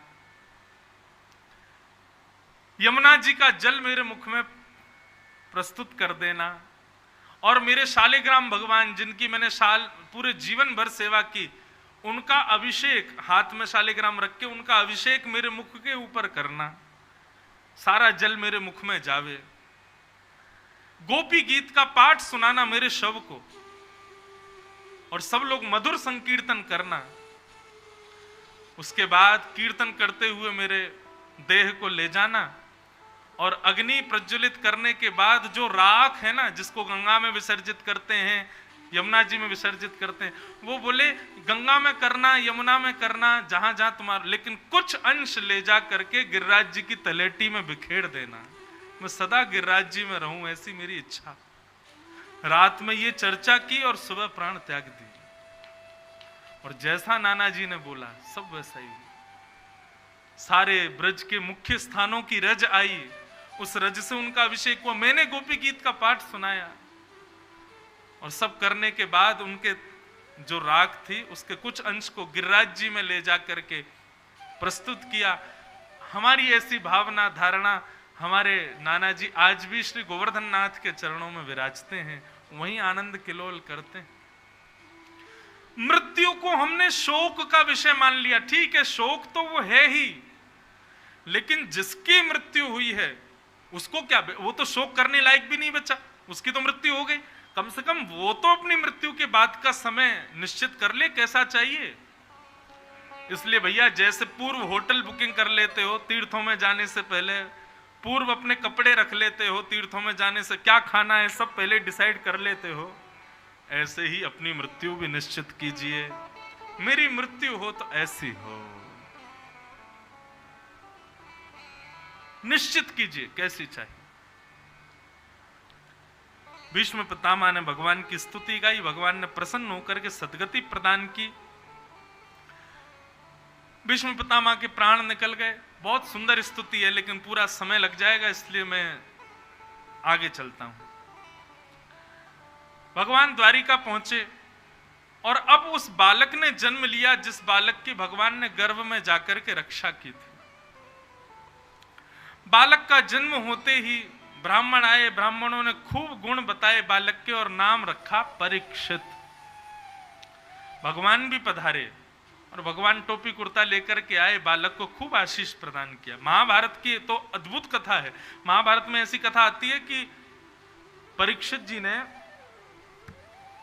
जब जन्म लिया तो जन्म लेते ही परीक्षित के प्राण निकल गए। क्यों? ब्रह्मास्त्र का तेज अभी भी आकाश में घूम रहा था और उस तेज को वो बालक सह नहीं पाया और बालक की मृत्यु हो गई। और जैसे ही परीक्षित के प्राण निकले, भगवान कृष्ण का वहां आगमन हुआ। भगवान टोपी कुर्ता लेके आए थे। एक प्रकार से कृष्ण भाई हैं अर्जुन के, और अर्जुन के बेटे अभिमन्यु के बेटे हैं परीक्षित। तो भगवान कौन लगे? परीक्षित के दादा। तो एक प्रकार से अपने नाती को आशीर्वाद देने आए थे। लेकिन जैसे ही देखा कि उत्तरा की गोद में मृतक बालक है, उत्तरा रोने लगी और रोते हुए उत्तरा ने भगवान से कहा, नाथ देखो शब्द सुनना। उत्तरा ने क्या कहा? उत्तरा ने ये नहीं कहा मेरा बालक मर गया। उत्तरा ने ये नहीं कहा कि अभिमन्यु का पुत्र मर गया। उत्तरा कहती है, नाथ आपका सहोदर भ्राता मर गया। सहोदर भ्राता समझते हैं? एक मां के गर्भ में दो बालक रहते हैं, जुड़वा। जब वो जन्म लेते हैं तो उनको कहा जाता सहोदर भ्राता। एक साथ दोनों मां के उदर में रहे थे। तो उत्तरा क्या कहती भगवान से? आपका सहोदर भ्राता जीवित नहीं है। भगवान सुनकर के स्तब्ध हो गए। ये क्या बोल रही हो उत्तरा? बोले मेरे बालक की रक्षा के लिए कुछ क्षणों के लिए ही सही आप भी मेरे गर्भ में आए थे नाथ, इसलिए परीक्षित आपका सहोदर भ्राता है। भगवान तो निमग्न हो गए, नेत्रों से आंसू गिरने लगे। ये अलग ही संबंध उत्तरा ने स्थापित कर दिया भगवान से। भगवान ने तुरंत उस बालक को अपनी गोद में लिया और कहा, मैं अपनी समस्त शक्ति और मायावी विद्याओं को आमंत्रित करता हूं। यदि महाभारत युद्ध में मैंने अर्जुन से निष्कपट निष्काम प्रीति स्थापित की हो तो उस प्रेम के फलस्वरूप ये बालक जीवित हो जाए। यदि अर्जुन का मैंने निष्कपट पक्ष लिया हो, महाभारत में मैंने अर्जुन से सच्चा प्रेम निभाया हो, तो उस प्रेम के फल से ये बालक जीवित हो जाए। और इतना कहते ही परीक्षित के नेक टिमटिमाने लगे और खुलते ही परीक्षित जीवित हो गए। वाह! यह अद्भुत कथा महाभारत में बताई जाती। तो परीक्षित का जन्म हुआ और भगवान वापस द्वारिका चले गए। प्रसंग आता है कि अर्जुन द्वारिका गए, बहुत दिनों तक लौट करके नहीं आए। युधिष्ठिर को विषाद होने लगा, भैया इतने दिन हो गए अर्जुन आया नहीं। तभी एक दीनहीन सा व्यक्ति आकर के द्वार पर खड़ा हो गया। कोई और नहीं था, अर्जुन ही था। युधिष्ठिर ने पूछा, अर्जुन तुम इतने दिन के द्वारिका गए, इतने दिन बाद आए और तुम्हारा चेहरा ऐसा क्यों लग रहा है, तेजहीन? तुम्हारा मुकुट कहां है, कवच कहां है, क्या हुआ? द्वारिका में सब ठीक है ना? तब अर्जुन ने बताया, वंचितो हम महाराज हरिणाम बंधु रूपिण। हे नाथ, पग पग पर हमारी रक्षा करने वाले द्वारिकाधीश चले गए, स्वधाम चले गए। ये खबर पाते ही युधिष्ठिर मौन हो गए। कुंती ने तो अपने प्राण ही त्याग दिए, एक क्षण भी जीवित नहीं रही कुंती। भगवान के जाने की बात सुनते ही प्राण त्याग दिए। युधिष्ठिर आदि पांडवों ने नन्हे से परीक्षित को राज्य गद्दी पर बैठा दिया और पांचों पांडव इसी मार्ग से स्वर्गारोहण को प्रस्थान कर गए। परीक्षित को राजा बनाया। ब्राह्मणों के नेतृत्व में परीक्षित धीरे धीरे बड़े हुए। एक दिन परीक्षित अपने नगर में भ्रमण कर रहे थे, तभी परीक्षित ने एक आश्चर्य देखा। क्या? एक वृषभ, एक बैल अपने एक पैर से खड़ा है, उसके 3 पैर एक व्यक्ति ने काट दिए और चौथा पैर भी काट रहा है। परीक्षित ने तलवार निकाल करके मारने का प्रयास किया उस व्यक्ति को, तो उसने हाथ जोड़ दिया, महाराज मुझे मत मारो। क्यों? मैं कलयुग हूं और मैं जिसके पैर काट रहा हूं ये धर्म है। धर्म के 4 पैर होते हैं बंधुओं, ध्यान से सुनना। सत्य, दान, दया और पवित्रता। ये 4 चरण होते हैं धर्म के। सत्य, दान, दया और पवित्रता। कलयुग में केवल एक ही पैर बचा है, सत्य। मतलब दान, दया और पवित्रता, ये 3 पैर नहीं है कलयुग के, धर्म के कलयुग में। इसका मतलब यह है कि हम लोगों के अंदर दया है नहीं, केवल आडंबर है। हम लोग दान इसलिए नहीं करते कि सामने वाले का भला हो, इसलिए करते हैं 4 लोग प्रशंसा करें, अरे इन्होंने इतना दान किया। और पवित्रता तो पूछिए ही मत। एक बात कहें, बुरा मत मानिएगा, हम लोग पवित्रता का तो ध्यान रखते हैं लेकिन शुद्धता का ध्यान नहीं रखते। आप कहोगे दोनों में अंतर क्या है? गंगा जी में स्नान करेंगे किस लिए? पवित्रता के भाव से। लेकिन मैं देखता हूं ना अपने कमरे में से लोग साबुन तेल लगा करके कूद जाते हैं गंगा जी में, शुद्धता का ध्यान नहीं रखते। पवित्र रहेंगे, शंकर जी के मंदिर जाएंगे, गंगोत्री का जल लेकर के हाथ में जाएंगे, अत्यंत पवित्र बनकर के जाएंगे, लेकिन शंकर जी के सामने पहुंचते ही बिल्व पत्र कहीं भी चढ़ा देंगे, पुष्प कहीं से भी फेंक देंगे, कैसे भी जल चढ़े, दूध चढ़े, शुद्धता का ध्यान नहीं रखते। शुद्धता का भी ध्यान इसलिए नहीं रखते क्योंकि कलयुग है। विदेश चले जाओगे, वहां लोग शुद्धता का बहुत ध्यान रखते, पवित्रता का बिल्कुल ध्यान नहीं रखते। वहां पर साफ सफाई खूब होगी लेकिन आदमी नहाते ही नहीं 4-4 दिन तक। विदेशों में 4-4 दिन तक नहीं नहाते लोग। और भोजन की तो पूछो, हमारे यहां तो भारत में ऐसा है कि हम लोग रोज भोजन बनाते हैं फिर पाते हैं। विदेश में तो एक ही दिन भोजन बन जाता, फिर फ्रिज में रखा रहता, उसी को ही गर्म कर करके खाते रहते हैं। शुद्धता तो है पर पवित्रता नहीं है। क्यों? कलयुग में है ही नहीं। कलयुग में धर्म केवल एक चरण पर खड़ा है और वो एक चरण कौन सा है? सत्य। थोड़ा बहुत सत्य बचा है हमारे अंदर, और सत्य भी किस रूप में बचा है? बोलने के रूप में नहीं बचा। बोलते तो हम झूठे ही हैं, सुनने के रूप में। जब दूसरा कोई बोलता है तो हमारी इच्छा होती है वो सत्य बोले, वो सच बोले, वो झूठ ना बोले।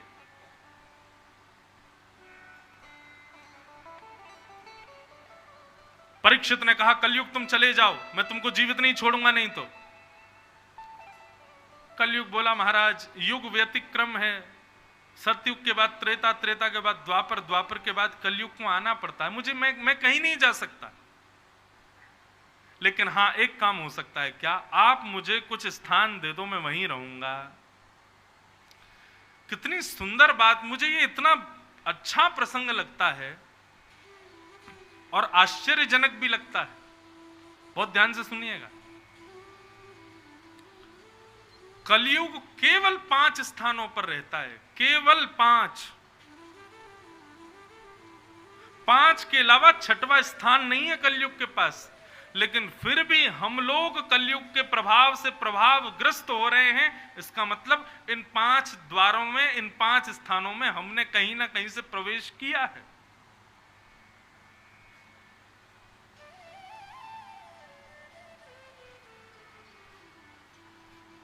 बहुत ध्यान से सुनिए। 5 स्थान। द्यूतम पानम स्त्रियः सूना यत्रा धर्मश्चतुर्विध पुनश्च याचमानाय जात रूप मदात प्रभु। पहले तो 4 स्थान दिए कलयुग को।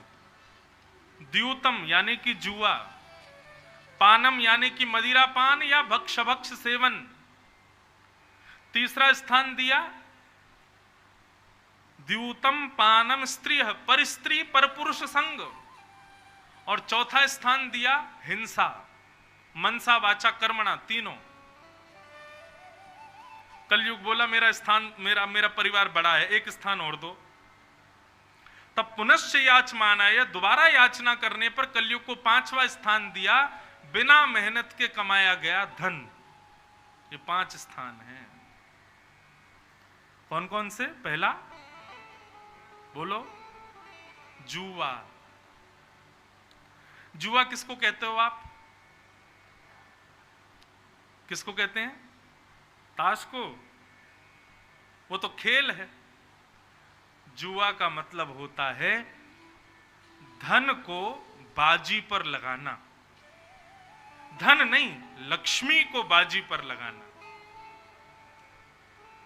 आज बारिश होगी? हाँ होगी। लगी कितने कितने की शर्त? 500 की लगा ले। यही जुआ है। मैच आ रहा है, कौन जीतेगा? वो जीतेगा। लगी 1000 रुपए की। ये जुआ है। तूने यदि ये पार करके दिखा दिया तो मैं तुझे 200 रुपए दूंगा। ये बात बात पर जो हम लक्ष्मी को दाव पर लगाते हैं, इसको जुआ कहते हैं। अब मैंने तो 100-200 रुपए में निपटा लिया बात को। लोग तो 2-2 करोड़ 2-2 लाख, कितने लाखों करोड़ों रुपए का जुआ खेलते हैं, बाजी लगाते हैं। लक्ष्मी को दाव पर लगाना पाप है। इससे बढ़िया ये होगा, आज बारिश होगी? नहीं होगी। आप बोल रहे होगी, वो लगी? बोले काहे की लगी? बोले अगर बारिश हुई तो मैं तुझको पकोड़े खिलाऊंगा, और बारिश नहीं हुई तो तू मुझको रसगुल्ला खिलाना। ये चलेगा। ये 2 टीमों का मैच हो रहा, कौन जीते? वो जीतेगा तो मैं तेरे को झाल मुड़ी खिलाऊंगा, और नहीं जीता तो तू मेरे को कुछ खिला देना। ऐसे मतलब समझ गए ना बात को। धन को बीच में मत लाओ, क्योंकि वो धन भोगी लोगों के लिए, हम वैष्णवों के लिए वो साक्षात लक्ष्मी है। लक्ष्मी को बाजी पर लगाओगे, दांव पर लगाओगे। ये पीछे खड़े हैं ना मेरे, इनकी पत्नी है वो, और किसी की पत्नी को बाजी पर लगाओगे, दांव पर लगाओगे, ये महाराज अपना गधा उठा करके मारेंगे। तुम्हारी मां है वो, मैंने कृपा करके तुमको प्रदान की, तुम उसको बाजी पर लगा रहे हो। इसलिए जुआ खेलना पाप। दूसरा, और मैंने तो ऐसा सुना है कई जगह दीपावली पे ही लोग खेलते हैं। बताओ, लक्ष्मी की पूजा करके फिर उसके बाद जुआ खेलते हैं। ऐसा मत कीजिए। हाथ जोड़ के प्रार्थना मेरी, हमारी लक्ष्मी मां है, और हम तो श्री वैष्णव हैं। श्री वैष्णवों की तो आचार्य है लक्ष्मी। हमारे गुरु मंत्र वहीं से प्रारंभ होता है। लक्ष्मी नाथ समारंभाम नाथयाम उन मध्यमाम अस्मदाचार्य पर्यंताम वंदे गुरु परंपराम। लक्ष्मी को दाव पर मत लगाओ। तो पहला कलयुग का निवास जुआ। दूसरा कलयुग का निवास पानम। किसी भी नशीली पदार्थ की वस्तु को जिह्वा पर लेना, या फिर किसी भी प्रकार की हिंसात्मक वस्तु को सेवन करना, किसी को मार करके खाना, इन सब में कलयुग का निवास है। पहली बात तो भैया, सब जीने के अधिकारी हैं। हमको कोई नोच दे तो हम रोने लग जाते हैं। आप एक जानवर का गला पकड़ के काट देते हो, उसको दर्द नहीं होता, उसको पीड़ा नहीं होती, और फिर खाते किस लिए? केवल और केवल 5 मिनट के लिए मिलने वाले स्वाद के लिए। 5 मिनट से ज्यादा स्वाद नहीं मिलता। रसगुल्ला कब तक स्वादिष्ट लगता है? अच्छा लगता है जब तक डिब्बा में हो, और स्वादिष्ट लगता है जब जीभ में जाए। जीभ से अंदर जाते ही उसका स्वाद खत्म हो जाता है। केवल इस जीव को लूली बाई है। ये क्या नाम है इसका? लूली बाई। बिना हड्डी नहीं है एक भी इसमें, लेकिन एक एक व्यक्ति की हड्डी को तोड़वाने में सामर्थ्य है इसमें। लूलीबाई।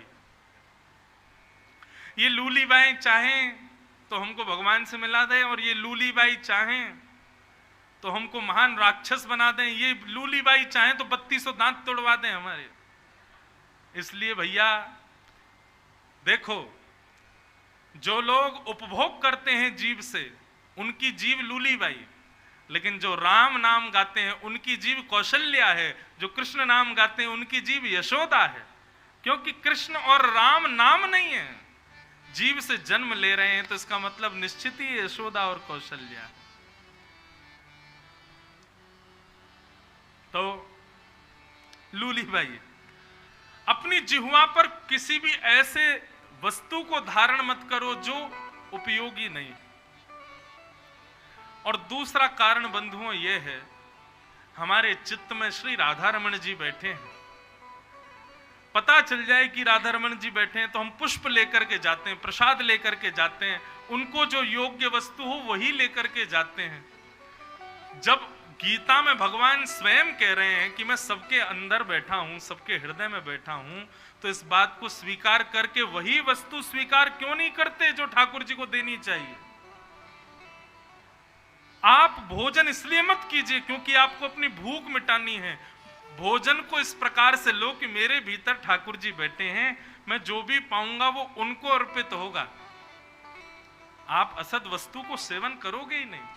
तो दूसरा स्थान कलयुग का पानम, और तीसरा स्थान पर स्त्री पर पुरुष संग। विवाह के पश्चात सब मातृवत और बहनवत, और भाइयों में सब पितावत और भाईवत, इसी प्रकार की दृष्टि होनी चाहिए। चौथा स्थान बताया गया हिंसा। हिंसा में कलयुग का निवास है। जिससे भी कलेश होते हों, जिससे भी लड़ाई झगड़ा बढ़े, ऐसी क्रम करने वाला वो कलयुग का प्रभावी ग्रस्त व्यक्ति है। वैष्णव का स्वभाव है कि वो विवाद से बचेगा, विवाद ना हो ऐसा प्रयास करेगा। लेकिन राक्षस का स्वभाव क्या है? वो पोक करता ही रहेगा, ऐसा कुछ करे कि ये लड़े मुझसे सामने वाला, और मैं उठा के इसमें 2-4 मारूं। ये मुझसे लड़ क्यों नहीं रहा है, जितनी शांति क्यों है, कुछ कहूं मैं। ऐसा स्वभाव जिनका होता है वो राक्षस होते हैं। तो द्यूतम पानम स्त्रिय सूना, और 5वां स्थान दिया बिना मेहनत के कमाया गया धन। घर बैठी मिल जाए, वर्क फ्रॉम होम चले हमारा, हमको नहीं जाना दफ्तर, हमको नहीं जाना ऑफिस, हमको नहीं जाना कॉलेज, हमको नहीं जाना स्कूल। सब जानते हैं लॉकडाउन में जो जो लोग वर्क फ्रॉम होम कर रहे थे, कितना काम किया हमने, और सैलरी के नाम पर सबने मांगी है, लेकिन काम के नाम पर किसी ने कुछ किया नहीं है। इसलिए भैया बिना मेहनत के किए हुए कर्म से मिलने वाले धन से बुद्धि विकृत होती है। इसलिए परिश्रम करो, परिश्रम करके कर्म करो, धन कमाओ। यदि ऐसा नहीं करोगे तो कलयुग का प्रभाव होगा। समझ में आ गए 5 स्थान? द्यूतम पानम स्त्रिय सूना और अनीति से कमाया गया धन। ये 5 प्रकार के स्थानों पर कलयुग का निवास है। आज के बाद प्रयास करना इन 5 जगहों से बचो। लेकिन बंधुओं, एक बात तो आप स्वीकार करोगे कि कहीं ना कहीं से हमारे भीतर कलयुग रह रहा है। इसका मतलब हमने 5 में से किसी स्थान का आस्वादन तो किया है। इसलिए भैया इन 5 से बचो। इस प्रकार 5 स्थान देने के बाद परीक्षित स्वयं भटक गए। लौट करके आए, जरासंध का मुकुट अपने युग को 5 स्थान दिए, और अपराध करते ही दंड दे देना ये उचित व्यक्ति का लक्षण नहीं है। समझाओ, नहीं माने उसके बाद भी दंड देने का प्रावधान मत रखो, कुछ और प्रयास करो। और बार बार करने पर भी ना माने तो सबसे बड़ा दंड पता क्या है? भयंकर अपराधी को भी सबसे बड़ा दंड है क्षमा। ठीक है, क्षमा, क्षमा कर दो। आप कहोगे महाराज जी क्षमा दंड कैसे हो सकता है? आपने किसी को क्षमा कर दिया तो ये मत सोचो कि वो बच गया।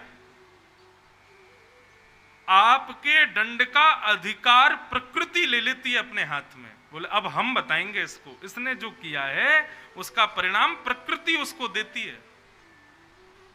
जैसे कई बार लोग बाग संत महात्माओं को बुरा भला बोलते हैं और थोड़ी दूर जाकर के ठोकर लग के गिर भी जाते हैं, तो लोग बाग कहते हैं ना, देख ले संतों का अपमान किया, प्रकृति ने तुझको दंड दे दिया। आप किसी को दंड करने के बाद जब क्षमा कर देते हैं ना, तो प्रकृति उस दंड का अधिकार अपने हाथ में ले लेती है।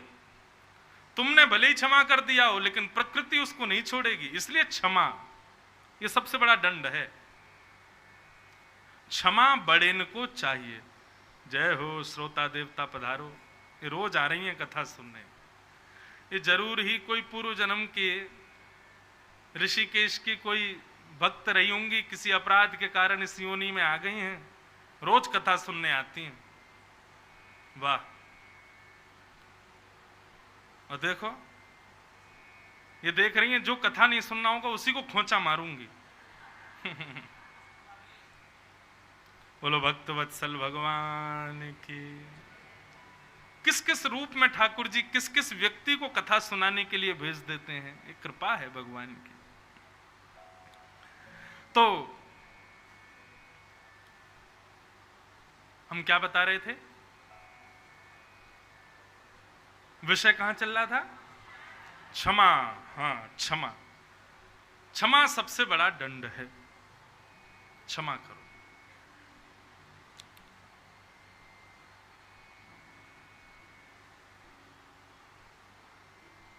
राजा परीक्षित को गुरुमुख नाम के शिष्य ने जाकर के बताया, बोले महाराज आपने आज राजा ऋषि श्रृंगी के गले, श्रमिक के गले में मरा हुआ सर्प डाल दिया, उसके फलस्वरूप आपको 7 दिन में मरने का श्राप लगा है, अपनी मुक्ति का उपाय खोज लीजिए।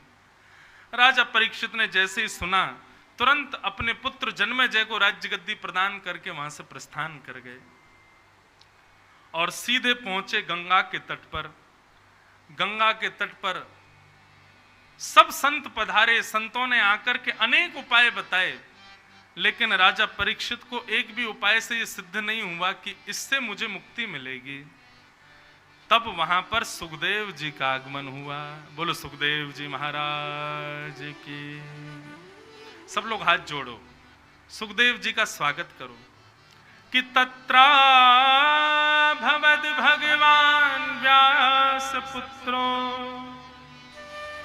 यदेच्छया गामट मानो नपेक्ष अलक्षलिंगो निजलावतुष्टो व्रतस्य बालई अवधूत भेष। जब कोई भी प्रत्युत्तर नहीं दे पाया, तब सुखदेव जी आए और सुखदेव जी आकर के जैसे ही बैठे, परीक्षित ने चरणों में प्रणाम किया। बोले आप जैसे संतों का घर पे बैठ के दर्शन कर लिया जाए, स्मरण कर लिया जाए तो मुक्ति हो जाती है, लेकिन आप जैसे संत यदि सन्मुख आ जाएं और प्रणाम करने का अवसर मिल जाए तो नाथ ऐसा समझो कि पृथ्वी पर जीते जी ही वैकुंठ प्रकट हो गया हो। हे नाथ, मैं आपके चरणों में प्रणाम करके कहना चाहता हूं, मेरे जीवन के केवल 7 दिन बचे हैं, मैं कैसे मुक्ति को प्राप्त करूं, आप मुझे बताइए। अब यहां से सुखदेव जी कहना प्रारंभ कर रहे हैं। उससे पूर्व परीक्षित के भाव से हम भी सुखदेव जी से प्रार्थना करें। हे नाथ, पुरुषोत्तम मास है और श्रावण मास का समय है, ऋषिकेश में गंगा के तट पर हम बैठे हैं, हम सब परीक्षित हैं, हम सबको 7 दिन में मरने का श्राप लगा है। सोमवार से लेकर के रविवार तक 7 दिन के अंदर ही हमारी कभी मृत्यु हो जानी है। हे सुखदेव जी महाराज, हम इन 7 दिनों को कैसे उपयोगी बनाएं, कृपा करके आप हमें मार्गदर्शन कीजिए। जल्दी मरने वाले की मुक्ति का उपाय क्या है? ये प्रश्न लोक हित के लिए तो अच्छा है, लेकिन पर्सनली तुम्हारे लिए अच्छा नहीं है।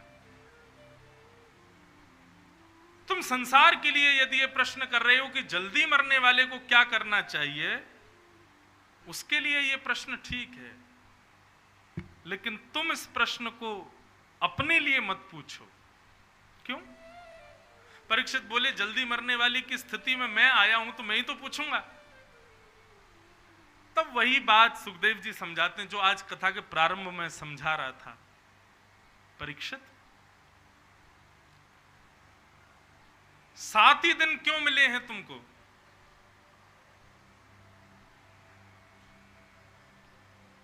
ब्राह्मण बालक चाहता तो आज ये श्राप देता, इसी क्षण तक्षक सर्प दस दे और उसकी मृत्यु हो जाए, लेकिन 7 दिन की प्रतीक्षा क्यों? और मृत्यु होनी ही थी तो तुम जब अपनी मां के गर्भ में थे उसी समय अश्वत्थामा के ब्रह्मास्त्र से मर जाते। भगवान ने क्यों बचाया तुमको? इतनी रक्षाएं तुम्हारी जो हो रही हैं, निश्चित ही ठाकुर जी की तुमसे कोई अपेक्षा है। तुमने जो अपराध किया ना, एक संत का अपमान, श्राप तो तुमको ये लगना चाहिए था कि शाम तक तक्षक सर्प डस दे मर जाओ, लेकिन 7 दिन, ये विचार का विषय नहीं है क्या परीक्षित? सुखदेव जी ने कोई मंगलाचरण आदि कुछ नहीं किया, सीधे बात करने लगे। परीक्षित बोले मुझे समझ नहीं आ रहा है, आप ही बताइए। तब शुक्राचार्य जी वर्णन करते हुए कहते हैं, परीक्षित, संसार में लाखों करोड़ों लोग जन्म लेते हैं, मरते हैं, सबकी रक्षा करना भगवान स्वीकार नहीं करते। मरण धर्मा है हम लोग, हमारी कभी भी मृत्यु हो सकती है, लेकिन किसी मृतक व्यक्ति की रक्षा ठाकुर जी स्वयं कर रहे हैं, इसका मतलब उससे किसी कार्य को सिद्ध करवाना चाहते हैं। नहीं तो मृत्यु लोक है, यहां तो मृत्यु होती है, तुम क्यों जीवित हो? क्योंकि ठाकुर जी ये नहीं चाहते कि तुम मुक्ति प्राप्त करो, मुक्ति के बाद भगवान का दर्शन करो, बल्कि पूरे समाज विश्व को यह दिखा जाओ कि 7 दिन में मरने का श्राप लगा था, परंतु 7 दिन में भगवत आश्रित होके, भागवत आश्रित होके 7 दिन पहले ही तुम मुक्त हो गए। मुक्ति किसे कहते हैं पता नहीं, मैंने पहले दिन या दूसरे दिन शायद कथा में इस बात को स्पर्श किया था। मुक्ति का मतलब मरने के बाद भगवान के पास चले जाना, वो मुक्ति नहीं है। मुक्ति का मतलब है संसार के विषय बंधनों से मुक्त होना। संसार में जिन जिन बंधनों में हम लोग बंधे हैं उनसे मुक्ति होना, वो वास्तविक मुक्ति है। परीक्षित, मृत्यु के बाद मुक्त तो हो गए, लेकिन मृत्यु के बाद भी आसक्ति थी विषयों में, पुत्र में, पुत्री में, संसार में, अपने परिवार में। ऐसे व्यक्ति की मुक्ति किस बात की है, जो अंत में जाते जाते भी अपने परिवार और विषय भोगी वस्तुओं का ही चिंतन करते हुए गया। मुक्ति तो असली उसकी जानो जो जीवित अवस्था में रहते हुए, जीवित स्थिति में रहते हुए सबका त्याग कर दे, सबसे मुक्त हो जाए, ना किसी वस्तु से बंधा हो, ना किसी स्वभाव से बंधा हो। अरे मैं तो ये तक कहता हूं जाति पाति में भी नहीं बंधा हो। हमारे देश के एक राष्ट्रपति रहे, मुस्लिम थे, एपीजे अब्दुल कलाम, लेकिन वो अपनी स्थिति से इतने मुक्त हो चुके थे कि उनको शंकराचार्य भी देख करके हाथ जोड़ते थे, उनको ब्राह्मण भी देख करके नमन करते थे। कोई ये विचार नहीं करता था किस जाति के हैं, किस स्थिति के हैं, सब प्रणाम करते थे। क्यों? हम जाति में तब तक हैं, हम कुल समाज मर्यादाओं में तब तक हैं जब तक विषय भोग और संसार को अपना रखें। जिस दिन इन सब स्थितियों से ऊपर हो जाएंगे तो फिर हम मुक्त हैं, हम सबके लिए सुलभ हो जाएंगे। वो वास्तविक मुक्ति है। मृत्यु के बाद मिलने वाली मुक्ति वास्तविक नहीं है।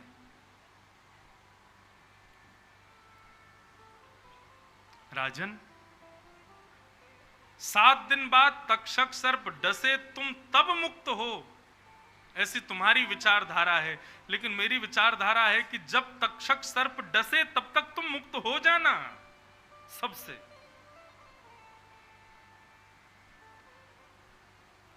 पता नहीं आप इस विषय को कैसे समझ रहे हैं, लेकिन समझ रहे हैं तो अच्छी बात है।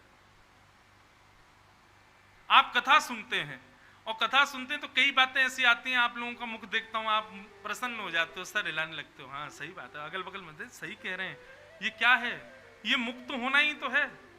अपने अज्ञान से आप धीरे धीरे मुक्त हो रहे हो। जो बातें नहीं पता थी वो सुनकर के आप धीरे धीरे विषयों से मुक्त हो रहे हो। जो क्रिया आज तक करते आ रहे थे वो गलत है, व्यासपीठ से जब सुन लिया तो आप उसको नहीं करोगे, उससे मुक्त हो रहे हो। यही तो मुक्ति है। जितना भार हमने सिर पर रखा है, परिवार का, जाति का, मित्रों का, आदि आदि सब वस्तुओं का, इन सब भारों को धीरे धीरे उतार देना, ये मुक्ति है। परम मुक्त, शाश्वत।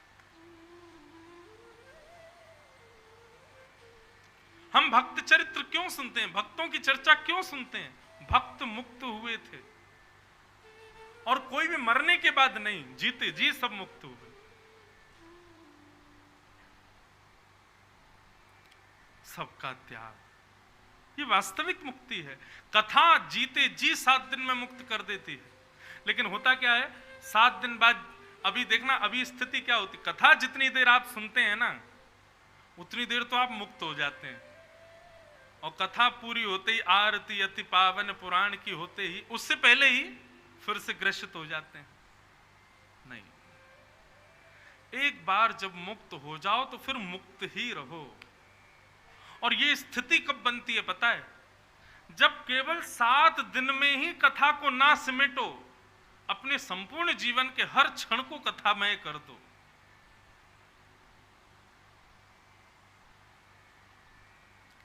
गीता भवन में कई लोग रहते हैं, कई लोग आजीवन आवास भी करते हैं गीता भवन में। और मैं जब भी गीता भवन यहां आता हूं, प्रथम नंबर गीता भवन में जब जाता हूं, वहां स्वामी जी, राम सुखदास जी महाराज या किसी भी विद्वान की वाणी वहां चलती रहती है, और मैंने देखा अपने अपने कमरों के बाहर तखत पर बैठ करके लोग सुनते रहते हैं। विश्वास मानिए, आपको मुक्त व्यक्ति देखने हैं तो गीता भवन में जाके देख लो, वहां जितने लोग आपको बैठे दिखेंगे ना वो सब मुक्त हैं, उन सबको मुक्ति हो चुकी है।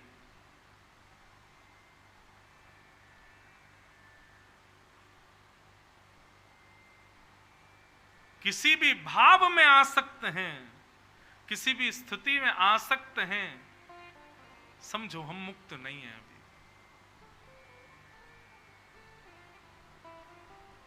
स्थिति तो क्या कहती है पता है?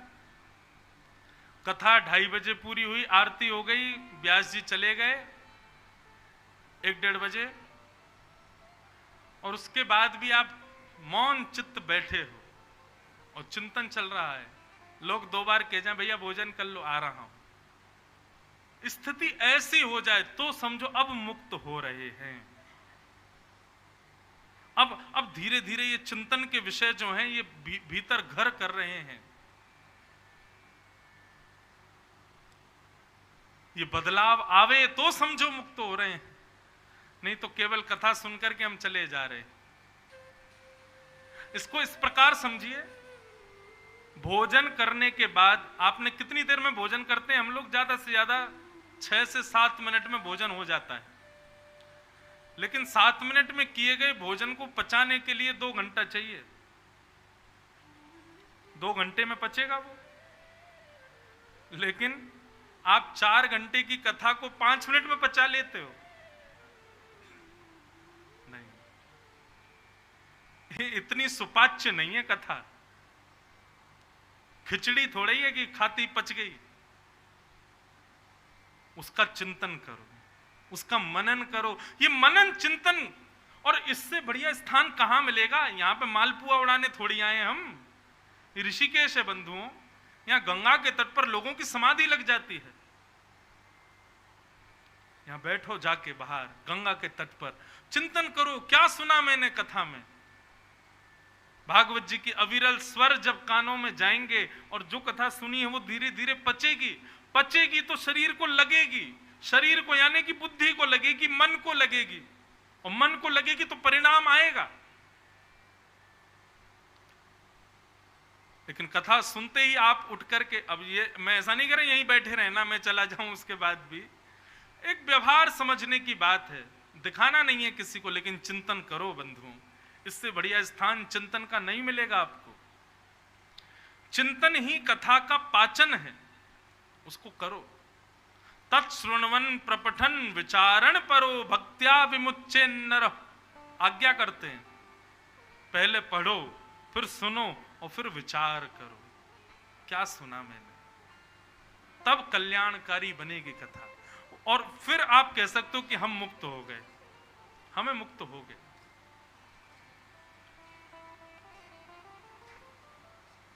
मैं कितने लोगों को जानता हूं, कथा सुनने के बाद में वो ऐसे ऐसे नियम बना लेते हैं तो लगता है कि ये मुक्त हो गए। एक हमारे बड़े प्रेमी हैं, उनका पता है क्या नियम है? उनके फोन में हर घंटे का अलार्म लगा हुआ है, 24 घंटे, हर घंटे में 5 मिनट के लिए अलार्म बजता है। और अलार्म भी क्या बजता है? राम राम राम राम राम राम राम राम राम राम, ये स्वर बजता है। और जब वो अलार्म बजता है ना, वो दुनिया के किसी कोने में हो, कितने भी व्यस्त हों, 1 मिनट के लिए वो भी नेत्र बंद करते हैं, मौन हो जाते हैं और राम राम राम राम भगवत स्मरण हर घंटे करते हैं।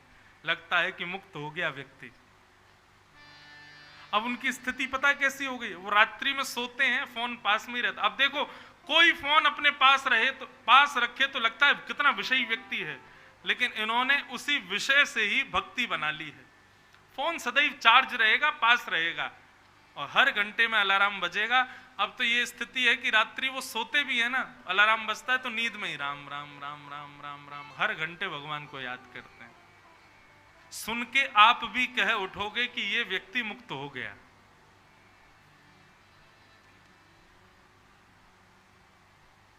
कथा सुनकर के जीवन में ऐसे परिवर्तन आवे तो समझो हम मुक्त हैं।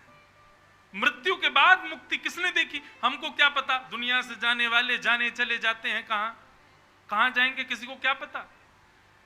जब तक प्राण जीवित हैं तब तक ही सब कुछ है, तब तक ही कर लो। मुक्त होना, भगवान से मिलना, भक्तों से मिलना, वैष्णवों से मिलना, तीर्थ यात्रा करनी, वैष्णव संग करना, अपने आप को सुधार, ये सब जीवित अवस्था में ही करो। मृत्यु के बाद के लिए क्यों छोड़ रखी है चीजें? अभी करो। परीक्षित,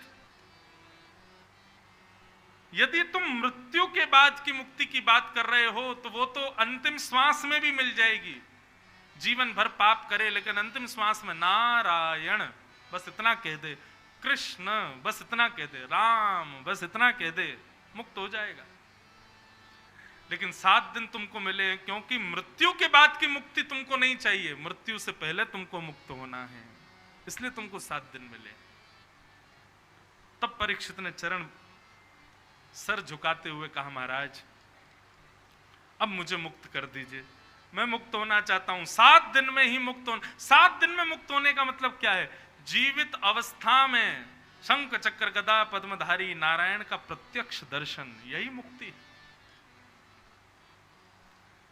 मैं तो प्रतीक्षा में नहीं हूं कि मृत्यु के बाद भगवान मिले, बल्कि मृत्यु के बाद भगवान मिले तो आप कह देना, ऋषिकेश में मिले थे, याद है भगवान आपको?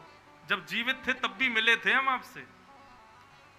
ये कह पाओगे? अब क्या पता आप वैकुंठ गए, वैकुंठ की देखो, वैकुंठ का स्वरूप क्या है पता है?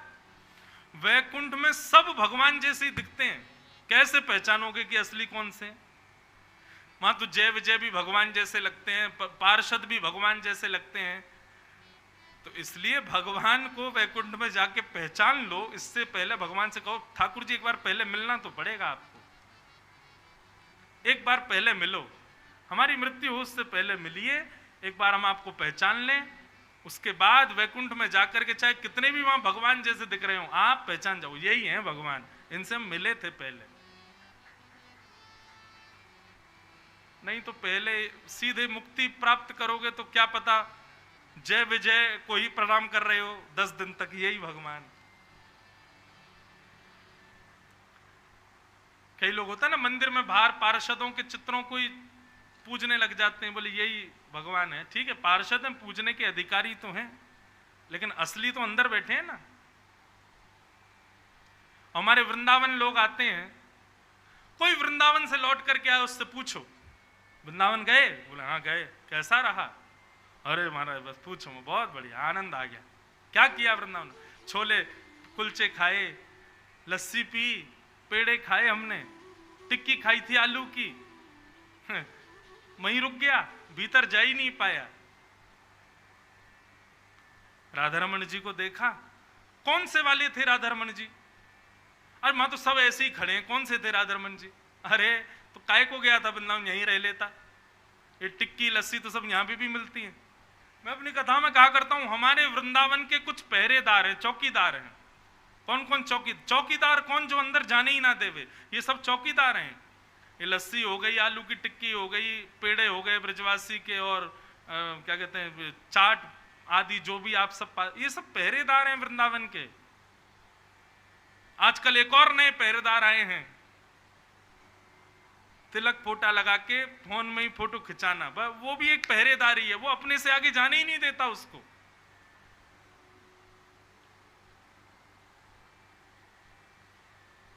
पहरेदारों को मत पूजो, और पहरेदारों से बचने के लिए पहले कथा तो सुनो। कथा में ही तो पता चलेगा असली स्वामी कौन है, नहीं तो पहरेदारों में ही रह जाओगे। और इनसे भी कुछ लोग बच बचा के भीतर जाते हैं तो बिहारी जी तक रुक जाते हैं, बिहारी जी के आगे जा ही नहीं पाते। हाँ, एक प्रकार से हम ब्रजवासी वृंदावन के लोग कहते हैं बिहारी जी भी हमारे वृंदावन के चौकीदार ही हैं। क्यों? जितनी भीड़ है वहीं रोक लेते हैं, उसके आगे किसी को जाने नहीं देते, यहीं से दर्शन करो, जाओ वापस। और भीतर जो बैठे हैं उन सबको कहते हैं तुम लोग प्रेम से आनंद से रास करो, अंदर सारी भीड़ हमने यहीं रोक ली है। हमारे बिहारी जी भी चौकीदार हैं वृंदावन के।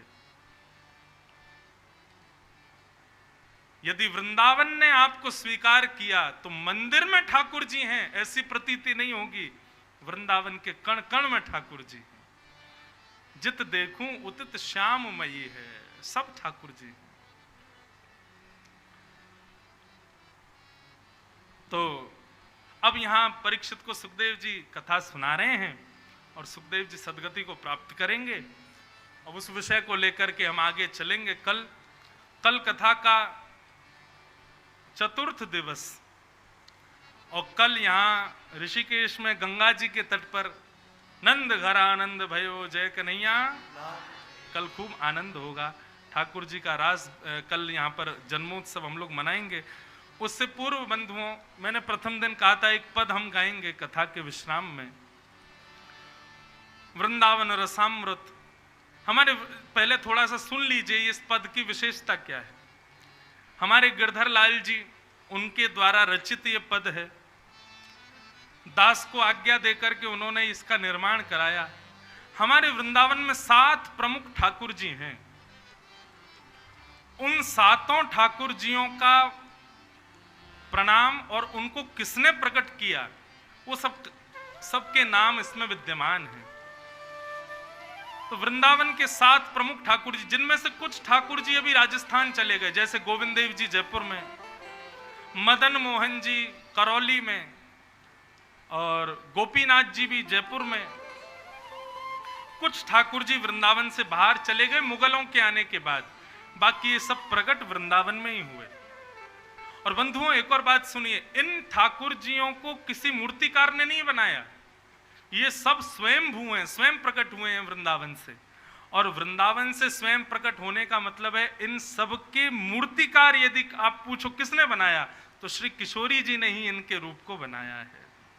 इन सब की निर्माण करता हमारी श्यामा जू है, हमारी राधा रानी है। आओ भाव से वृंदावन